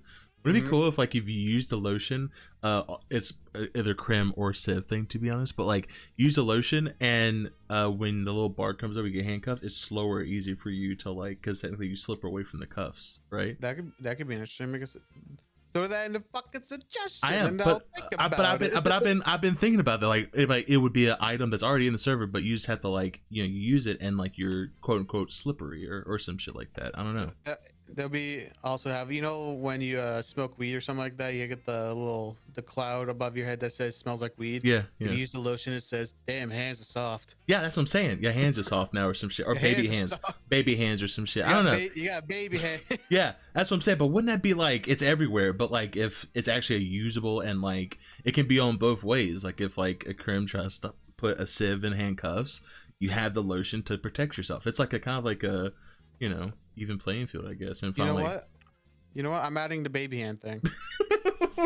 But if you're still in here, I'm adding baby hands. I don't think he is, but yeah, no, but like I've been thinking though, like it's just like it's already in there. It's just like it'd be a actual like can be used, Yeah, and like I wanna make more like of the items that are like have no like use currently, that they've been there since militia. I wanna go through them and actually give them a use now. This way, like because it doesn't really make sense. Like I understand, like, oh yeah, I got some lotion, like on me, and people like look at the pockets like, why do you have lotion? Oh, like my hand's soft. But it'd be better if you could actually like use it. Yeah. And, Yeah. I usually, whenever someone comes up to my Crim character, Van Wilder, he's like, you want some Zaza? I'll give you some Zaza real quick. And, like, Zaza, and he like drops lotion, like, there you go. He's like, take the Zaza, bro. Like, that's not Zaza. He's like, yeah, it is. And then like it runs it away. is to me. Yeah, and you just hear his fucking feet just tapping from running. But yeah, like I said, it's like I know sometimes you can go in there and give like feedback or whatever, but it's like I get a little anxious because I'm scared people be like, no, it's the worst idea ever. I'm like, oh god. No, like, I get, throw in a suggestion. If it's a bad idea, I'll straight up tell you. Yeah, but it's also, like I've done it before. Yeah, it's also we consider everything. Like I said, we consider everything. So put it in there. I'm not gonna say there's no bad ideas because there's some absolutely dog shit ideas that I've seen, but there's also a lot of really good ideas that we don't think of. And yeah, there's a lot of items that aren't really used at the moment that as we kind of develop things and we kind of grow and we come up with new ideas and new stuff, they end up getting used, which I think is really cool. But yeah, no, if you have suggestions, put them in the suggestions tab. Just please, for the love of freaking God, follow the format. Oh yeah. Oh my lord, that's like when it comes to in the Discord, when it comes to like people posting bug reports and suggestions. If I just see like one line, that triggers me. I'm like, stop. Oh, another one that'd be really cool. Like the novel book or whatever. Imagine like how people like stuff's like in books or whatever, like especially like in prison or whatever. Imagine like if it was just like one spot in the book, right? And it holds a very like has to be something super light, but obviously something that could be used. Like imagine if someone like, hey, I got this book for somebody in prison, right? And the prison guard, it's just one and joint. it's just like one joint or something that's just like very light that you can put into it or whatever, right? But like, you know what I'm saying? Like, I don't know. It's shit like that too. It's like. By the way, I have an idea for your photography thing that I think you're going to love. Okay. I know there. I know how he was immediately worried. I know there's a ability. I know a way to actually make a printer script. What the fuck? So you could print your actual pictures. Like pictures? Really? Yeah. Yes. Oh shit. Wait, I sent you a printer script at some point ages ago. Yeah, that's the one I'm probably going to work on. Oh my god. Oh shit. Yeah. That'd be cool. That'd be like really, get an actual item, and you use the item, then you could see the actual picture. That'd be fucking sick. Holy, that'd be awesome. And like actually, like like oh my god, that'd be fucking dope. Oh shit. Oh my god. What the hell? Yeah. Yeah. It's then something you I have to can look actually into, but it's not confirmed go to people, take a picture. It will last longer because they can print it. Oh, that could be like a caption, like a little advertising. Make this moment last forever or something like that, and just like let them have it or something. Oh my god. That's sick. I remember. Oh, I can't believe you remembered that script because I didn't remember it. Now I remember it, but it was cool. It was cool. I saw, but like obviously there's some things that have to get changed. Right. But like especially with our framework and stuff like that. By the way, shout out Floss for the amazing framework. He is great. It's the fact that I can do things within the framework just means it's a good framework. Oh my god, I'm just not ESX. Sorry, I threw up a little bit thinking about that whole framework. Jesus. We're not talking about it. So bad. So bad. That's so dope though. That'd be awesome. Like just be able to like print out pictures and like actually let people.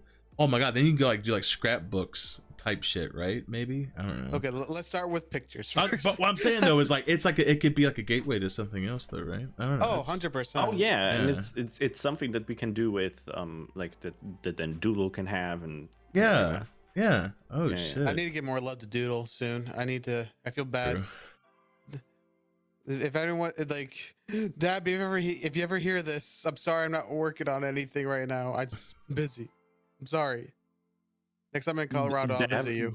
Dab is the sweetest, most she's like you, constantly apologizing for requesting anything Yeah, I have a full on nervous breakdown whenever I like want to like ask. I'm just like, I'm so sorry. I'm so sorry. I'm so sorry. I don't want to do. I'm so sorry. Like, please don't ban me. I'm so sorry. Oh, I'm the opposite now. I can just, hey Jan, Gates, when? Oh my god. Oh, here we go. No. Mm-mm. Oh my god. No, it's yeah. But there's always like I always have a list of things that I want to work on, and kind of an order that I want to work on them. And there's always stuff getting added, and then I feel bad because I look at it and I'm like, oh, this is like 6 years away. Oh Jesus, 6 years. What? Oh yeah, but then I mean, nothing's ever 6 years away. But like, then I have a really stupid spur of productivity, and then in like 2 days I will knock 17 things out of my list, and then you'll just see a bunch of commits from me, and then I'm just nothing for a week. Oh, absolutely. I mean, if like you need that, right? Like if you're pushing that much stuff out, then it's just like you need like at least a week or so just to kind of rekindle back together, right? No? Yeah, Really? no, like we've all like as developers have all had, you know, moments where we just had no motivation to do anything. I mean, I've been there.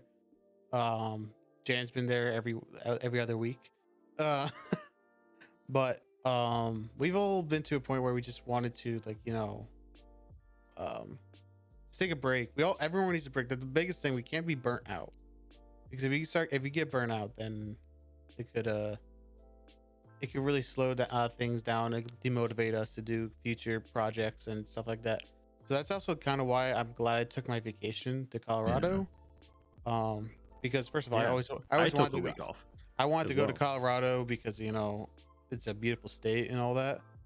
But also it allowed me to step back from my work that I had to do, because I was just getting to a point where I was just exhausted a lot of the time. And then I came back and I'm working on some new good new heist. When when? Oh shit. All right. Wait, it's not the vault. What? Oh, it's the vault. Okay. Oh fuck. All Okay. Right. That's all you're getting out of me. All right. I already know how it is. I'm okay. I just I already made a joke for one of the like ages ago. Made a joke for one of the things you could get from it, and it would just be Norma's necklace, and then she would hunt you down. Oh my god! Imagine if it's her book. That'd be crazy. Norma's book. Yeah. Oh my god. No, it'd be Norma's erotica. Whoa. Hey-o. It's that password to her OnlyFans. That's what the Norma's OnlyFans. Norma flirts with Sean all the time, so it's probably alive that in there. Oh no. Oh dear Lord. Oh, Jesus. Burnout is something that's very, very real. I had to take over a week off a couple months ago because I was just dying. I couldn't. I was feeling the actual burnout, and I was like, no. And it's something we all struggle with, like, and I feel like it's something that also often gets forgotten about, is that, you know, we all have jobs or go to school or whatever. I work full time. Yeah. Yeah. I mean, I don't work full time, but I do still work. I'm just fortunate enough to work from home, so yeah, and so do I. But it's like my because of the way my job is very spread throughout the day, so I don't have necessarily very set hours. So I do that stuff in between. But then we all also do want to get that, you know, release and calm down that you get from RP, you know, that kind of relaxation. So it's sometimes forgotten that we don't we don't get paid for this, right? You know, not because of Flaw's lack of trying, but because we all enjoy doing what we do. Yeah, Flaws asked me when I first joined if I wanted to get paid. I told him keep the money, put it towards a server to make it better. Yeah, I do this shit for fun. It was the same with me. You know, it was just to keep it. You know, I mean, I had some requests, but they were all like within the scope of the server and nothing monetary, and I'm okay with that because I enjoy doing it. and I enjoy working on the dev side of things. But we all kind of, because in effect, it is a second job, deving. No matter how you look at it, no matter how much you enjoy it, you put a lot of time and effort into it, and you get really focused on it. And we all sometimes need a break, and also just we want to enjoy the server as much as everyone else. We want to RP, we want to develop those stories, we want to, be a boss's bitch. And it's something I feel like sometimes gets forgotten. We're not a huge team, and I think we get things done in a pretty timely manner now. Yeah, like my IRL friends are always asking like, what are you doing? I'm like, I gotta, like, I had to explain to them, hey, I gotta, set up this vault heist for people, and they're just like, what? And I'm like, oh no, it's for RP. And then like, but they don't RP, so they don't understand it. I'm like, you don't understand, bruh. And then but other than that, and it's like, yeah, like Jan said, it's a second job that I'm just happy to do because it's fun as shit. Like, because it allows us to flex our creativity in different ways that like, because anything is possible when it comes to development.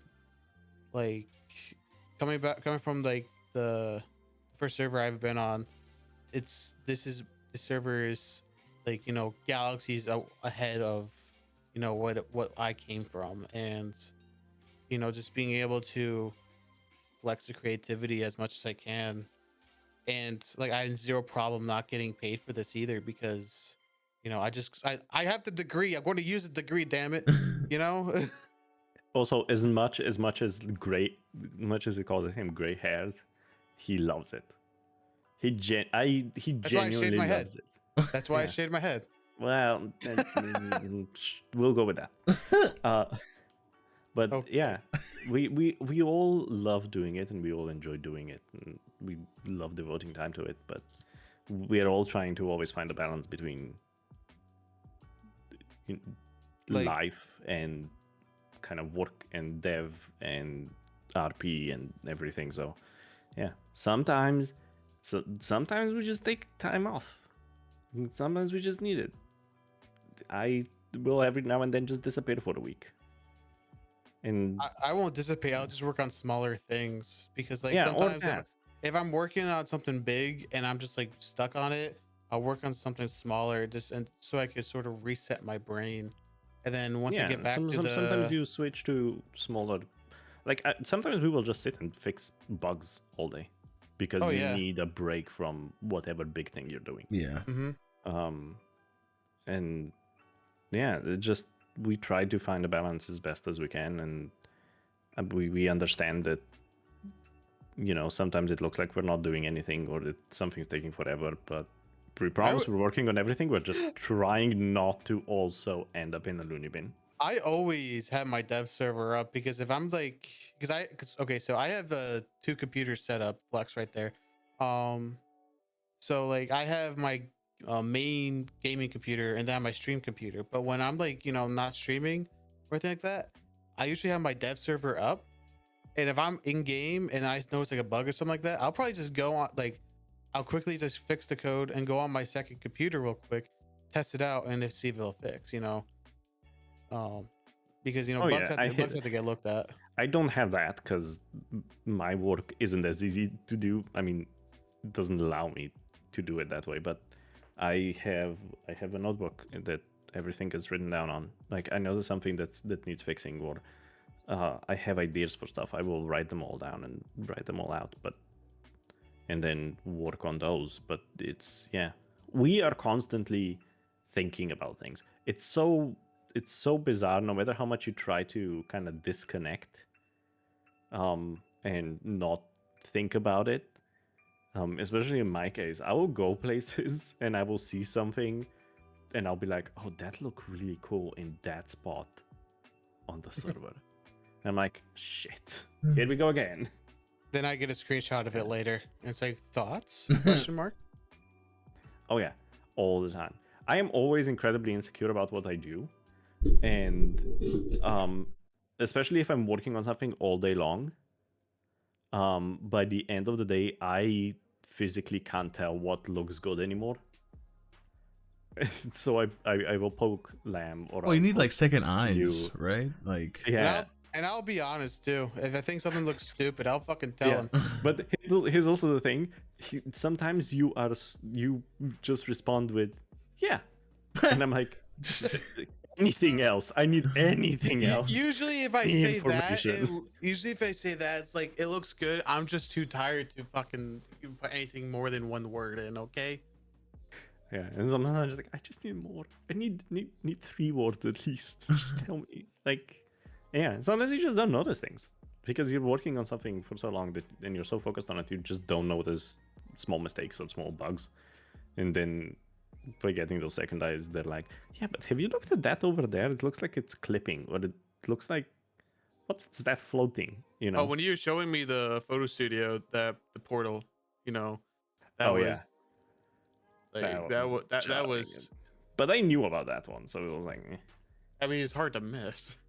yeah. But then the other day, I was again with the photo studio. I was working on it, and I was taking a screenshot for someone, and it was like mostly done, and suddenly I noticed a pair of floating shoes.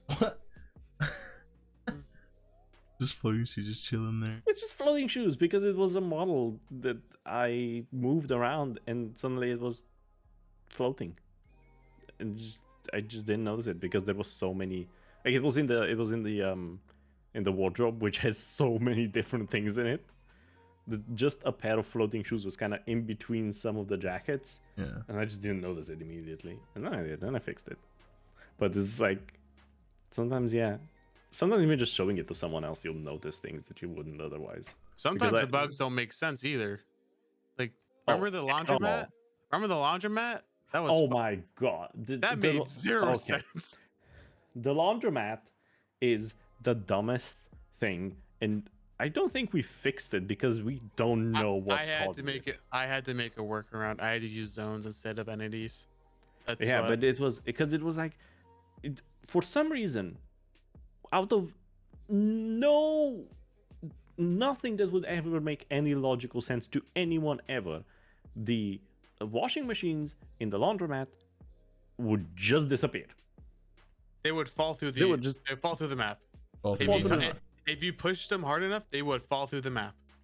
But it's like I know that from a mapping side, I did everything the way it's supposed to be done, the way to ensure that you can't do anything with them, you can't move them, you can't really push them.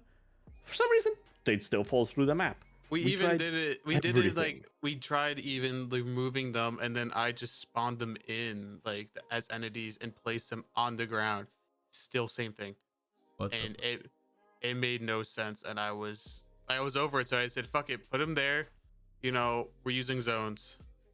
Yeah, and it's just sometimes we do things and they're 80% done, and then you scrap them and start again.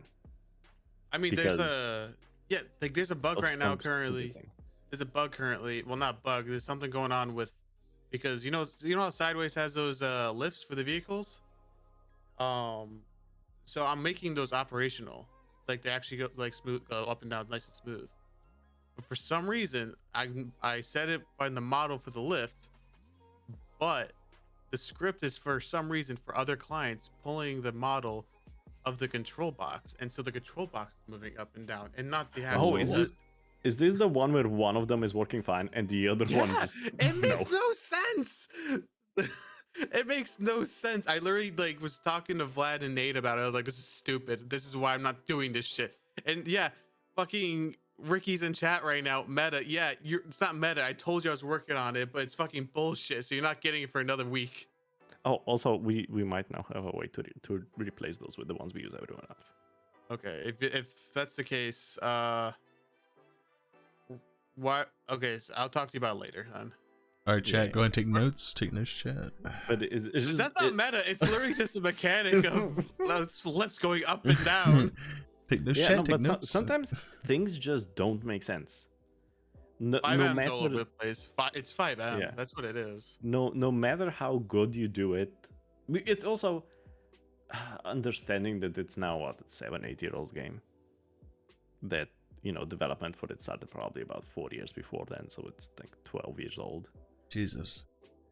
The oldest parts are 12 years old, so it some stuff just doesn't stand up anymore. Just can't wait for GTA 6 for new natives.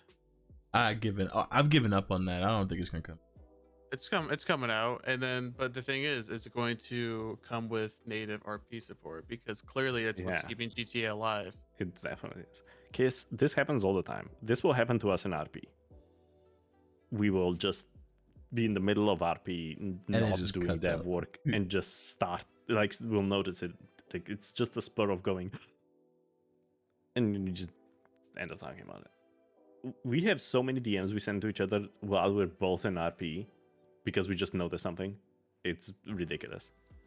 And think of ideas. It's silly. And I think it's the same with every dev. It's a problem at this point. It is a problem at this point. It's so funny knowing, like, sometimes Nambo was streaming and in RP, and in the middle of it, I'll just see he wrote something in the dev chat because he thought of it. And I'm like, you're not supposed to be focusing on this. No, yeah, that was yesterday. I was streaming, and Vlad found a bug that I'm not going to say it, but basically ejectocito for me from the car, but I went back to the seat. It was weird. There's a clip of it in the. Oh yeah, I saw that. Was the weirdest and most hilarious thing ever. I asked him about it. He told me in the DMs, but I'm not telling chat, because I don't need people flying around the fucking city getting ejected from their cars. Sounds fun. I'll do it. I'm just kidding. It's such a dumb one too, but it's like sometimes you just find things in the middle of it and then you have to write it down or tell people, be like, hey, I just noticed this, because otherwise you forget.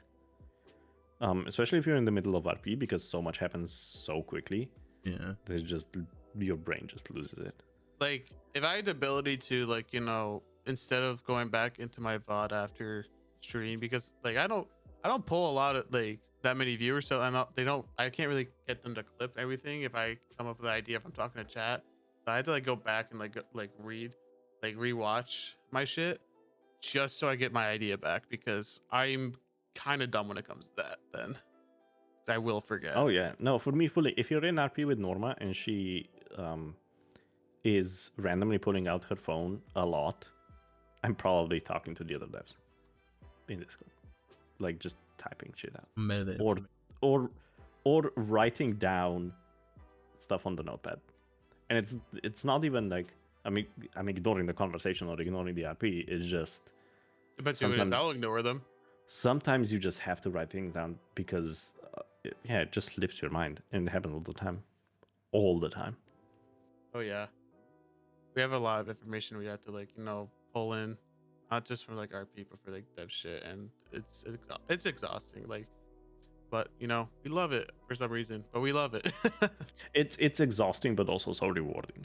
Y'all do fantastic work, though. Because I like, one of the things I love doing is seeing like the reactions from people after we push something big. Oh my god, the hub, when we did the opening for it, just the reactions of people when they were walking in, or in the Christmas update, just the reactions of the people seeing everything that was new, and even stuff that I didn't work on and wasn't involved in. It just brings you so much satisfaction and such a big reward. It genuinely just makes your day. And then we will talk about it for weeks. Then when motherfuckers start posting bugs, and I get mad. Well, I think we're at a good place. I've been having to go to the restroom, been holding it, but I want to thank y'all so much for coming on. I know that you're both very busy, and I'm glad that you're able to put this in your schedule. I think I can speak on behalf of like all the community, everybody in the server. Thank y'all so much for everything that y'all do. I know that Liam, you get bombarded with boosting, but I think that if it wasn't for you to land busy. Oh really? Oh shit. Okay. Well. You Dan. But listen, it's fine. I only did this to get the artwork with Norma. It's fine. Oh, Dan, okay. That's the I'm only I'm running you over next time I see you. Okay? Well, it's never not funny. So I mean, It's BDM's never not funny. but well, y'all know about the thing that happened with Jimmy and Chi Chi, right? With like what happened with that. I don't know if y'all have seen the clip or not of it. It's like Wait, when? it's When maybe did it happen? the highlight of RP with Jimmy like fully. So little context is that there was a time where Jimmy was hanging out with Chi Chi, right? And we were just hanging out whatever in the parking lot, and out of nowhere a car just being chased by cops, comes out of nowhere and just runs over Chi Chi and fucking sends her flying, right? So people pick her up, take her to the hospital. So the next day Jimmy calls her and says, hey, I hope you're doing well. I hope that the car didn't break you too bad. She says, no, I'm fine, thanks for checking on me, whatever. I'm like, oh yeah. It's like, and then Jimmy was like, it would be a shame if someone just came by and just rocked your shit with their car. And she said, oh yeah, and all of a sudden randomly a car actually came by and slid and just ran right into her. So for now on, the little joke is that like every time I talk to Chi, like, it'd be a shame if a car just came by and just wrecked your shit. And then like She keeps trying to fucking tax FSM. So every time she does it, it's like she gets some money from like one of the members. I say, no, you're giving me money now, motherfucker. Oh yeah. And Also, speaking of Chi-Chi's, I forgot to remove a Christmas tree it's still from, there. It's still from there. the store, and now I just refuse to remove it. I think yeah, that's why she keeps in the hospital. I just keep telling her in character, it'd be a shame if a car came by and wrecked your shit in a car. I think it's almost happened every time, and that's why she doesn't like talking to Jimmy on the phone. Is because I love Chi-Chi. Chi-Chi, like every time I have a helicopter, I always fly to Chi-Chi's and just pick her up. Yeah, I don't get to interact with her that much, but I wish I did. She sounds like a hoot. Do you know who one character is that I have yet to run into? Rick Grimes. Never talked to him. Never ran I into him. did once. Ran into. I've been here for almost a year. Never even run into flaws in character. I ran into him on my third day on Norma, because he tweeted something, and I thought it was our Rick Grimes. No, it's not our Rick. Yeah. No, it's Rick. I didn't know. So I saw him and I ran up to him and just ended up talking to him. But it was I even have a cop now. I still haven't interacted with him. I think I've interacted with him on Gizmo. Yeah, but you interact with literally everyone. Oh yeah, so yeah, Gizmo is Sean's dog. Yeah. That literally just does his own thing. And my insider agent to the police. Oh yeah, we did clean MRPD for him. Yeah. Yes, I did do that at Sage. I will say when the scenes came out. Oh, that's right. Fuck, I forgot. We spent a day just going around to everywhere and cleaning them. Make your own little clean business. I'm surprised it's not a thing yet. Like your own just like cleaning business and just go around just cleaning areas, just shit like that. Hey, it's a great business idea, and I have an M&O for it. So if anyone wants it, I will say, Rick Grimes. Like there was one time where I was doing a ride along, or whatever, and Rick Grimes was riding with these officers, and one of the officers, I guess, from the back, like he was just like, I fucking hate your music, Jimmy North, blah blah blah blah blah blah. Rick Grimes had Jimmy's back. He was just like, get out of the car. You're walking to MRPD. I was like, oh hell yeah, Rick Grimes got my back. Hell yeah. But the amount of people I just throw, the amount of times I just want to throw people out of the shop because they'll say something dumb like, "Oh, I don't drink coffee. I don't like coffee," and Norma's just like, "Get out." Oh Jesus! Just get out. Get blacklist. I think the thing is, like, Sean's a fucking mafia guy, but he also, like, the higher ups in PD, he has a good relationship because we're in their pockets and all that kind of shit. Not fucking payroll. I'm kidding. They're not really. That's Jesus. Yeah, who's in whose pockets? No, 100% Luciano is FSM. You can't fucking deny it. Okay. I love no, Luciano. but like I could, like I have a good interactions with like fucking Mag. I love Mag. I love Bishop and all that. And so like yesterday I was in prison. I was in jail for the second time. Sean down bad. And I just want to hear him yell, like whisper over, Psst, Dawson, because I look like fucking Dawson. Psst, Dawson. I'm like, yo, what's up? He's like, you want to buy some rice? Oh, what? And we have like a fucking rice deal in the middle of the jail cell. It's Oh fucking my great. god. I was streaming it too. I'm fucking dying. I'm like, yo, this motherfucker is funny as fuck. Like, Also, fun fact: I drive like a maniac. Mhm. On Norma. Norma has 0 things on her record, and the cops never believe me, and they always look. And each and everyone has so far told me next time they pull me over, they're putting a bunch of charges on it just so I don't have a clean record. Nobody's ever pulled me over. Jesus. One time I got pulled over, and the guy let us go because I just fixed his car 2 minutes before that. Sean drives like a fucking asshole and doesn't get pulled over because the cops like turn to go chase him and they're like, not worth it. Because I will drive like a fucking racer and I will lose them. Yeah, Plus- and then I will fall off your bike and get run over. Oh my god, we got fucking like pitted off my fucking Hakachu, and poor Norma that put in a wheelchair or crutches or whatever. It felt so She had a bad. broken leg. We got pitted because someone was in a chase. We got pitted. I flew off the bike. Sean, fine. Perfectly fine. Norma, fine. I stand up. I'm like, I'm fine. I'm fine. A local slams into me. Like it was just comedy gold at that point. Like literally like stand up, look at Sean, wave, I'm good, and then the local just runs her over and downs her. And of course I have a bike, so I can't throw her on the back of it. So I had to like actually get like EMS over.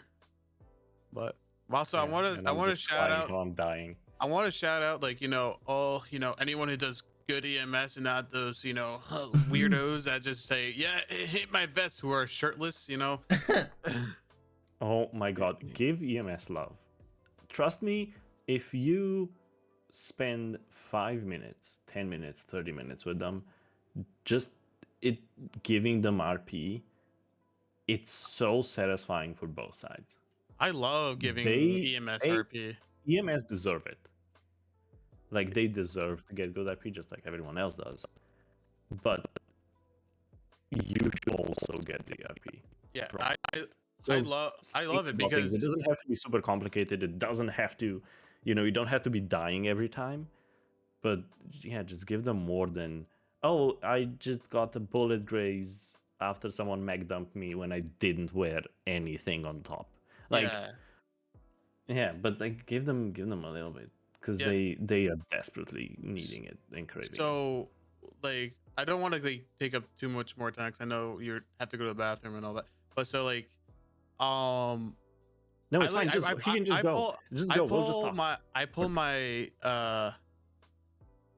from there's like a big RPer named Silent Century, and I was watching one time, and the way he did it like changed the way I wanted to do like my medical RP. Because like if something's really serious, like I literally did this one time in the server, and it was probably one of the best like times for medical RP that I've had. So I was getting chased from like bank truck, and I was in the ocean. I got eaten by a shark. Go figure. But then EMS got there, and then what I did was I set a timer for when I had to go into the ESU, the ICU, not ESU, ICU, and then I would describe what's going on, and then every time like the EMS would do something, I would roll a 20, and depending on like how good it was, I'll add or deduct time, and that would like allow them to like be on their feet and actually like look around, like, okay, what I gotta do, and they got, do you need surgery? Roll a 20. It's a 1. Yes, I need surgery. It's like real bad, whole 9 yards. And I think that's like, I'm not saying like everyone has to be like that, but that's the kind of like EMS RP that I like to fucking at least give them, because because they sit around waiting for people to get hurt, and it can't be fun. Like being a cop, you fucking drive around, you fucking look for you get the RP, but if you're EMS, you're standing there waiting for people to get fucking hurt, and then they usually, when they get hurt, they just fucking be like, oh yeah, I got grazed. Oh no, but like it's like, give it's not shit. like you don't every time have to be dying. Mm-hmm. We get it. Sometimes you don't want to spend ages there, but do give them a little bit of RP. It's also okay if you are having a really shitty day and you're feeling some type of way about the situation that just happened that got you into the hospital, giving the EMS a little bit of RP, it can be so calming because these are some of the sweetest, most attentive people, and if you just let them do their job, trust me, it gets you in a better mood. And I should know, I take my med RP very seriously. Oh yeah, I seen it. I saw you you die. know, like Norma spending a month in hospital, like That genuinely a was month in hospital, bullshit, bro.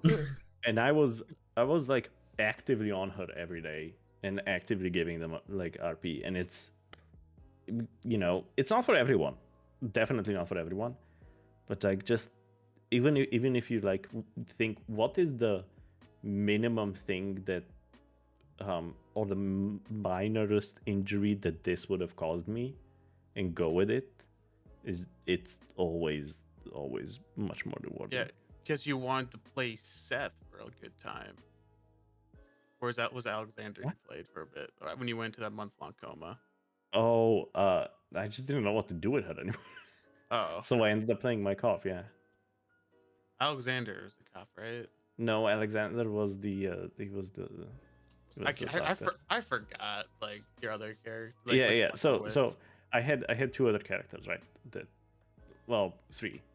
There's Norma and Nana, and then there was Seth and Alexander.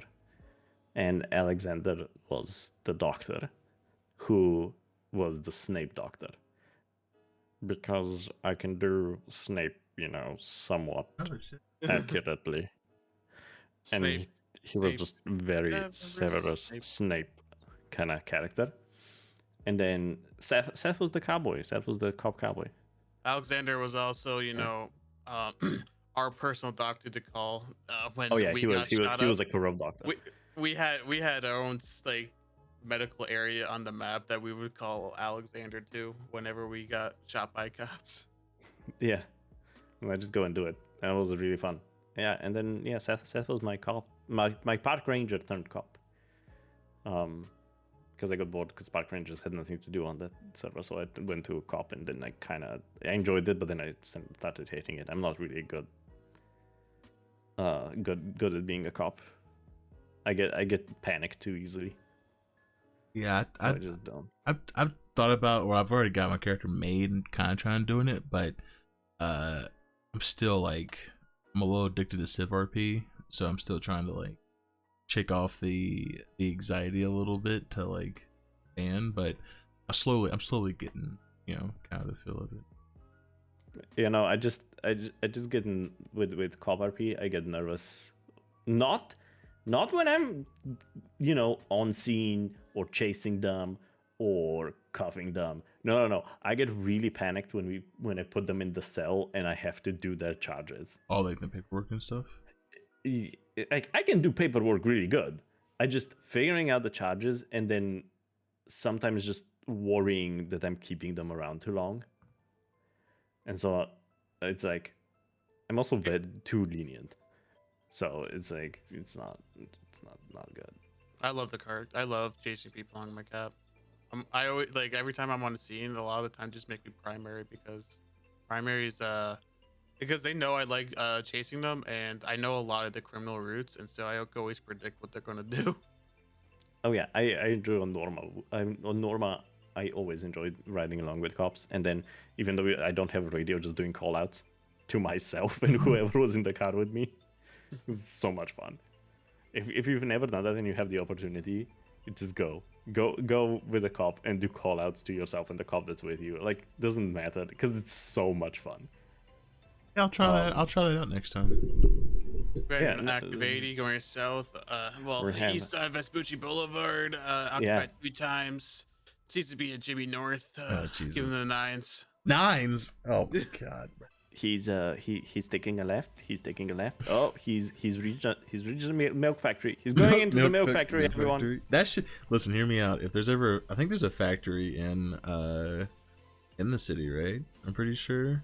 What kind of factory? Just like any factory, right? Like There's several factories. really? Yeah, I thought there was only you one have factory. to be specific. Well, I'm saying like one of them factories, just put like Jimmy's milk or some shit. I would have at some point. We can somewhere in the on the east side in the warehouse like industrial area we can find a billboard or a sign and just put Jimmy's milk on Jimmy's milk on it. Yeah, Like, it's 100%. and then Jimmy like starts advertising on social media, being like, "Guys, I bought a factory for my milk. What's up?" Oh my god! By the way, when can I get a Jimmy North card? Oh, I can flash it to people. oh, I'm just gotta bombard him in character. Fuck him. Oh yeah, or just do what Norma does. Every time she sees him, just runs past, going, "Stab the famous Jimmy North." Jesus Christ! Never met him, never talked to him. Ran past him shouting that, changed, ran out of the shop because I don't know, I was doing something. we had a good conversation. It's you and Carter, up in the plaza, right? Yeah, you were there. Yeah, I was there. I think you were like, "Oh, can I hold your AK?" And Yeah, grab my no, AK it on was my back? it was the fucking Tommy gun. It was the fucking Tommy gun. Yeah. Yeah, it was a Tommy gun, and I remember when I got the picture, I sent it to Jimmy sent the email to his wife, and it was like, "Look, I got to see today," and she says, "Where did you get the gun from?" Like she was freaking out, and I was like, "Oh, it's no big deal. It's whatever, you know." And Give the excuse I gave the cops. Oh, it's just a prop. It didn't work yesterday because I got arrested, but. you know what's crazy is that people are actually, I'm starting to notice that when people do like photo shoots and they have like, you know, guns in pictures, I'm starting to censor them, which I think is like a crazy thing. I don't know if like something happened like on the criminal side of things with like people holding guns, so. but like there's been a lot more like censored like guns now, which I thought was like I don't know of any instance where anyone ever got in trouble for it, but people are just like, "Oh yeah, it's props, or it's just censored," and I'm like, just lean into it. It doesn't matter. Like nothing's gonna happen. Yeah, like fuck it. What are they gonna do? Raid me from an Instagram picture? Fuck it. They'll do it because I mean you ain't fighting shit. They've literally, I mean, well, I mean, to a certain extent with Ink, it was like it literally killed somebody on Instagram, but it's still like. In all fairness, you did pin them up to a fucking wheel. I did. To be fair, but it's really cool. When I was working at the casino, and Sassy's like, "Do we want to do that?" A woman was murdered on it. y'all should put like fucking. Have her name like on it, be like in loving memory of, and like have like a little sign like below the wheel or some shit. That's a Jan thing. Okay, yeah. no. Can I make one of the ones that never gets picked? Just say Amber's head or whatever her name was. Damn. You know how much I had to redo the valleys to do that one because I don't want someone landing on that one. No, it's a head, right. and it just like comes down and like it just comes from the ground. It's like it's just like a cut off head. Okay, no. One of the diamonds that's falling down on the walls. Just every now and then is a random head. I don't know. Yeah, dude, that's fucked up. I remember seeing that picture. I was like, this is morbid. I will say shit. that whole era of just like doing like fucked up pictures. I was like, I mean, people aren't gonna want to RP with me anymore when they find out that I'm Mr. like how fucked up, like, you know, the picture. But the thing was, is like we had to make it super dramatic, you know, and be like, he cut off their fucking head. Like, see, that's the thing. I noticed like before there was a like announcement out, people are making a lot of like serial killer you know, characters, shit like that. And I was like, but I was thinking to myself, if you want to do something like that, you gotta do it right. And I noticed that like you as Mr. Ink, you did it really, really well. You had like the whole story along with it, and you weren't like just going around and fucking doing shit. There was like a purpose for everything you were doing. And so like I had an idea for a potential serial killer, but it wasn't like a normal one. It was someone who would just be a normal civilian, but like, you know, he would like disappear for like 30 minutes, and he comes back like, "Oh, sorry, it was like, you know, I got some food and all that." Next thing you know, there is a murder like on opposite side of the map and all that leads back to him, and then, you know, actually gets back into like a DOJ court case and shit like that. Give some more love to, like, you know, the DOJ, yeah, because, you know, that's one area that needs to get a lot more love. I know like people. I know there's not currently a judge right now, but like But there's several judges, as far as I I know. don't, were there? I don't know. I could be wrong then. Well, I know Mordecai quit recently, which like I understand he had a lot of pressure on. So like if you need to step back, go for him. Like step back, like you do your own thing. But like Yeah, and now he just DOJ. smokes cigars and drinks wine at his vineyard. Trust me, I buy his wine for the fucking mafia, for the Louis. Don't worry. Yeah, and Norma drinks it. There's one thing I really wish, and I don't even know if it's even possible, and I feel like it's not possible, but like on a serial killer level, that's kind of like that helps with like medical and also DOJ and also police. If there was a way that, like, let's say for example, you're attacking a character, right? And this character OOC agreed to perma, right? If there was a way that you take someone to a certain area and you actually start cutting off their body parts, and it's actually an item, but the little known fact, there are items in our database for human limbs. So what I'm saying, so okay, so hear me out there, right? Is that the body would have like the person's CID or their quote unquote DNA, which is basically tied to your CID. And so then it would give RP to medical to run the diagnostics for DNA, then also evidence, and so like for a serial killer, that's possible. 100%, and then so you would drop like body parts at a crime scene, right? And then you would give a responsibility to the medical and PD and everyone else to like reform the body. What if I told you I already know a good way to fucking do that? Oh shit. Okay. Yeah, I literally just thought about it on the spot of how I would go about with that. It's also so from like my side, right? If there's something that you have like you want done mapping wise that like would help enhance your RP in that way, you can always open a ticket. Like genuinely, if it's something, open a ticket. Like staff will look at it, and 3/4 of the time they will ask me if it's possible. Like we do small stuff all the time now. Like just I need seats for a wedding. I need this. I need that. And that's something quick. That's yeah. You made Poppy. No, you didn't make Poppy. Yeah. So Poppy's dress got made by June. So I didn't know that for a wedding. It's like we support RP as much as we can. So if you have RP that or are doing something that you think would be really supported by something we can do, then yeah, just opening a ticket. Like we genuinely do not mind getting tickets. So yeah, for stuff like that, definitely.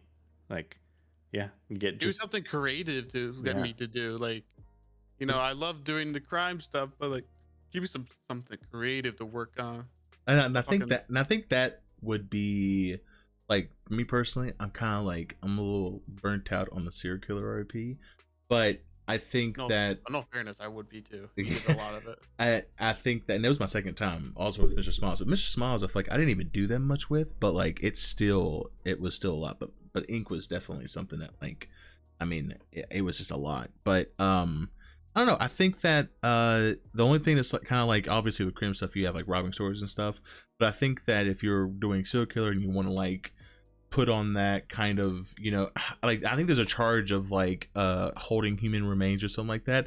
Imagine if someone got caught with human remains, right? Like there's actual DNA of someone that was in the city that actually like had that or something, or they get check their trunk or something, and it's like body parts. Like I feel like that alone of just someone with body parts, and like imagine planting body parts on someone, right? Or something of sorts like that. Oh my god! Like the amount, and like if someone like freaks out, like, oh, I found this like this arm somewhere, like like we have we already have the evidence system, and so doing something like that is pretty simple. All we have to do is basically do the same exact thing. Like if like thinking out loud, like programmably, I don't know, and coding like language, if you were to essentially make it so you have to do it with like a machete. Okay, machetes, yeah, that'd be your fucking tool to fucking do it, because you don't really want to do it like a normal knife.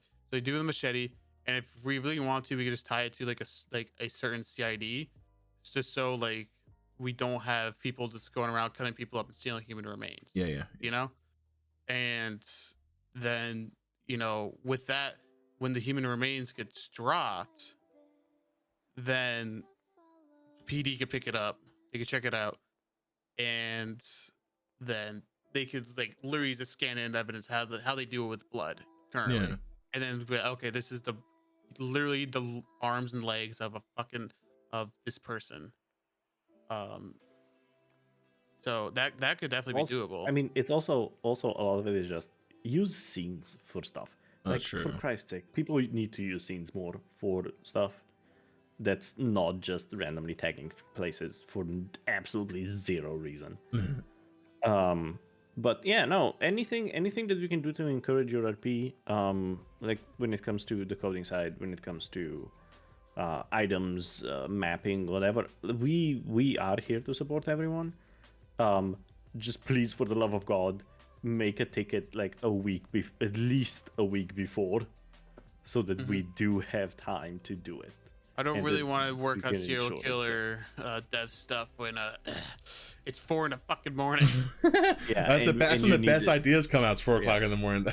I mean, yeah, but it's also like, I don't want to see a ticket when I wake up that I now need to specifically work on this thing so that I can get it out in 4 hours. Right. But yeah, no, we fully support it. I mean, I've done maps for weddings now that were just in for one like restart period. And I'm more than happy to do stuff like that. I know a lot of us are happy to enhance people's RP, especially if it's good RP, and like it doesn't need to just be something I that's want to go hunky-dory. around and kill people. Yeah. I don't. Just anything, like make sure that There's the a story you're telling Makes is sense. worth it and makes sense. Yeah. Because it's always like just bringing in this character that's decides he's a serial killer. Like, you decide he's a serial killer with no story, no motivation, nothing, is never a good idea. But yeah, if it has a story and it's intriguing and you can explain why you doing something would encourage RP, then we're definitely there to support anyone and everyone. Yeah, I don't know. But yeah, it's always that. Like, just ask shit. Nothing is ever. The worst that can happen is we say no. And we never hold it against anyone for asking us to do things. So if you have, stuff like that you want to do, just ask us. We will. Yeah, the worst thing that's going to happen is no. But just make sure that you also give us enough time. Oh, for sure. Yeah, because the more time we have, the more we can work on it, the more you can actually, the more like immersed we could probably make it, rather than just something. Oh yeah, if you use the machete, you could slaughter someone. Like take the remains. But that if I had more time, I could definitely make it more, immersive for both sides. Just like the serial killer and then like the PD side. This way, the story could get enhanced, shit like that. We can even pop up on their screen where it's like you now have no left arm or something that's like that, right? And have it to where it's like you can actually like in character just be like, I don't know, it's like just to witness that part of like your character's actually like getting cut alive. If we had like maybe a month before like you wanted to get this story going, theoretically we would be able to. I don't think anyone on the dev team will be able to do it because I don't think we have the experience for it. But like making a custom ped with different limbs missing. Oh shit. I think I know there's some prop stuff when it comes to bodies and shit, so there's always stuff that we can use from that as well. So it's like we have the ability to do a lot, and I don't think people. The shit's possible, 100%, because like I think a lot of it takes time, and people just requesting, like asking about it, because we can't go through everything and be like, this is possible, this is possible, this is possible, this is possible. It's a lot better if someone asks and then we look into it, because It's too much for us to be able to list everything. Like as a dev, when I watch other streamers who may or may not like be on different servers and shit like that, I don't really watch them for the content. I usually watch for the scripts to get inspiration. And I saw like one that the guy got his snake bit his hand, and they had to cut the hand off, and then he got a prosthetic hand, like Oh shit. on his actual model. Yeah, that was, oh my god, that's crazy. Yeah, and like I saw that and I was like, that's like, so now I know it's fucking possible because I can't fucking do that shit. Don't. Yeah, but it's like a lot of things are possible if it is within our skill set. Then yeah. I feel bad because I want to give Yanni fucking more clothes than his fucking pet has, because right now he's just a fucking Jimmy pet from GTA. Yeah. Like, all right, I was looking into that a while ago. Yeah. I need to look into it a little bit more. I want to give him some more stuff, but other than that, yeah, no, we're always trying to figure out how to improve people's RP and improve what we can do for them and what we can give them. I also just had a really weird idea because we were talking about serial killers, like making a serial killer layer, and then just as time progresses and as he does more crime, like there's more like morbid, creepy serial killer stuff inside his layer. I'll make a serial killer that puts 911's out, and the cops get there, and there's a box of Sumito's Crunch in the ground with a knife in the back. It's like, oh my god, it's like actual serial killer. What the fuck is this monster? Who will waste the cereal? This is the goated cereal. But yeah, like it's also that kind of stuff. Like that can be really enjoyable for us, even if it's on a smaller scale. That like not everyone will see, and everyone will be involved in. But if it makes even a group of 5 people happy, then we're like, yeah, cool, let's do it. Well, like I said, I'm very thankful for everything y'all do. I know that y'all do a lot of stuff, and schedules are always hectic as fuck. But again, I wanted to thank both of y'all for coming on here, just talking about just dev things. I hope that that y'all had a good time, and I hope that maybe sometime we can bring you for season 3. Which reminds me, this is the last episode of season 2. We're gonna be doing season 3, like preparing for that next week, and then the week after that is when we're gonna come back for season 3. Hear that, Jan? We're the season finale. Yeah, you're the season finale. Oh yeah, can we just be every season finale now? If you want, yeah, for sure. I mean, we can do that. Like I'm down. I'm not that interesting. That's fine. I am. I genuinely have no idea what we talked about. My brain has already released every bit of information that was said here today. No idea what we did for the last 2.5 hours. So yeah. Hope you had fun. But thank you for having it. It's fun having a good chat. I think that the whole reason why I did do behind the roleplay is that a lot of times that like when people do roleplay, they kind of never have a moment to kind of express how they feel, and there's always a moment of just kind of having that feeling that no one understands where you're coming from. So I made behind the roleplay to kind of show people how people feel on their side of things and what they do on their side of things. Behind every roleplay is always a good story that kind of happens behind that, right? So. Oh yeah, it's a great show. Like I watched the other ones. Like I know for a fact I watched the one we had with Wendell / Crispy Bacon. I love that fucking guy to death. Yeah. Like I love RPing with him. I love RPing with a lot of people like him. I love like Jacob Stone / Bobby Bush. Bobby Bush. Anyone who has the privilege to fucking RP with him was going to fucking laugh their ass off every single time. Oh, Bobby Bush is amazing. He's the one person I refuse to fire from CNC ever. I fucking love him to death. He's Lil Meta. He's in the mafia now, so. Oh Jesus. Yeah, but it's always I enjoy listening to these a lot. I kind of got introduced with the Vlad and Rue one, and then now I just listen to them whenever, like usually not live because I'm a person who sleeps a lot, and but I listen to them while I work, and it's fantastic. and this art is amazing. Panda, this art is amazing. It's so good. I need to speak to you about the talking version of me. I have one complaint, and it's the fact that my heels aren't pointy enough. Everything else, perfection. Yeah, it's great. Absolute perfection. Oh, trust me, there was she does phenomenal work. Everything you see was as my logo, and the background with the buildings that she photoshopped. That everything else was drawn.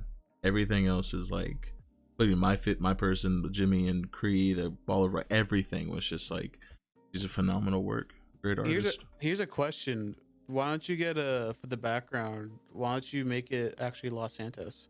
That is Los Santos. It is. It doesn't It is look Los like no. Santos. It doesn't look like it. Looks like a fucking like not like it looks like a No, different city to me. it is Los Santos. I think it's What one of part those is- promo shots they used. Yeah. For Is it. it? Mhm. Yeah, Is yeah, it? yeah.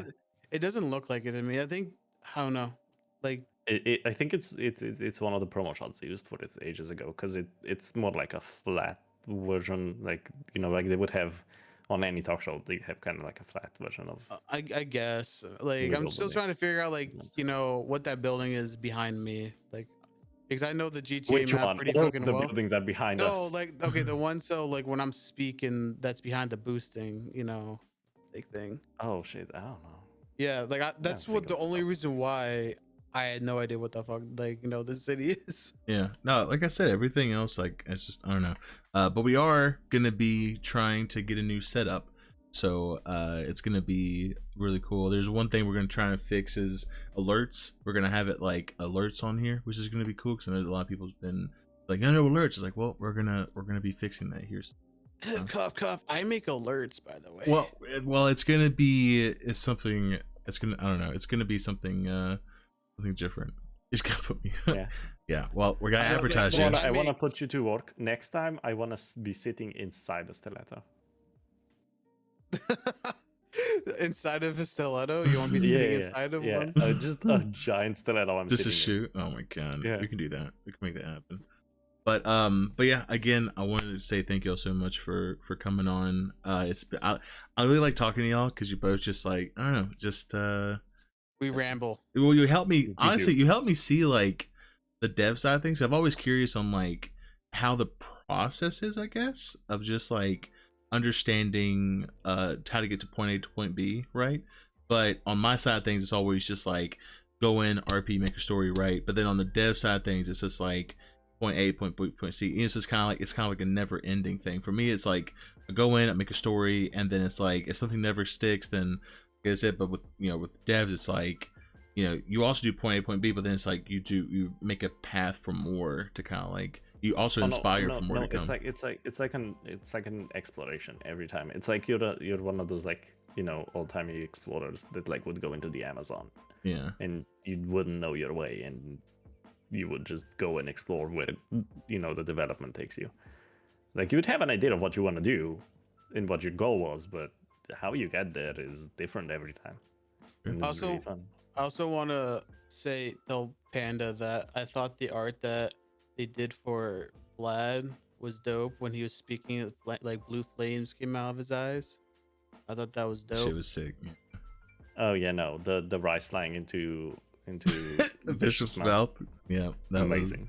Yeah. That He was- needs to sell me. He owes me a pound Also- of rice. I was trying to buy some yesterday. Also, the amazing one she did last week for crispy. Oh yeah, bacon. they had little Like, crispy the- bacon little. with the lipid Yeah. and the little puppets on your desk. Oh Oh they yeah. are the most adorable things, and I want a Jimmy North plushie now. That plushie. I want to do the book. There's only so much items I could do per month. Duh. No. I want a like actual IRL plushie. Oh, of IRL Jimmy North. plushie. I think that would be the most amazing thing. But thank you for having us on Behind the Roleplay. I'll have to get that on yes plushie. Let's see how I can do that. I don't have to like. I'm gonna have to go to for that. You can find someone to do it. Yeah, maybe we'll see. Just outsource it to Build-A-Bear. True. And they have it like where when you press a button, it just me goes, "Don't hurry, watch out! They got a bomb on me!" It's like, oh god. You could just cycle it between different things. They could say that. The next thing you know, it just says, "I'm down bad." I'm down bad. Help. Thank you.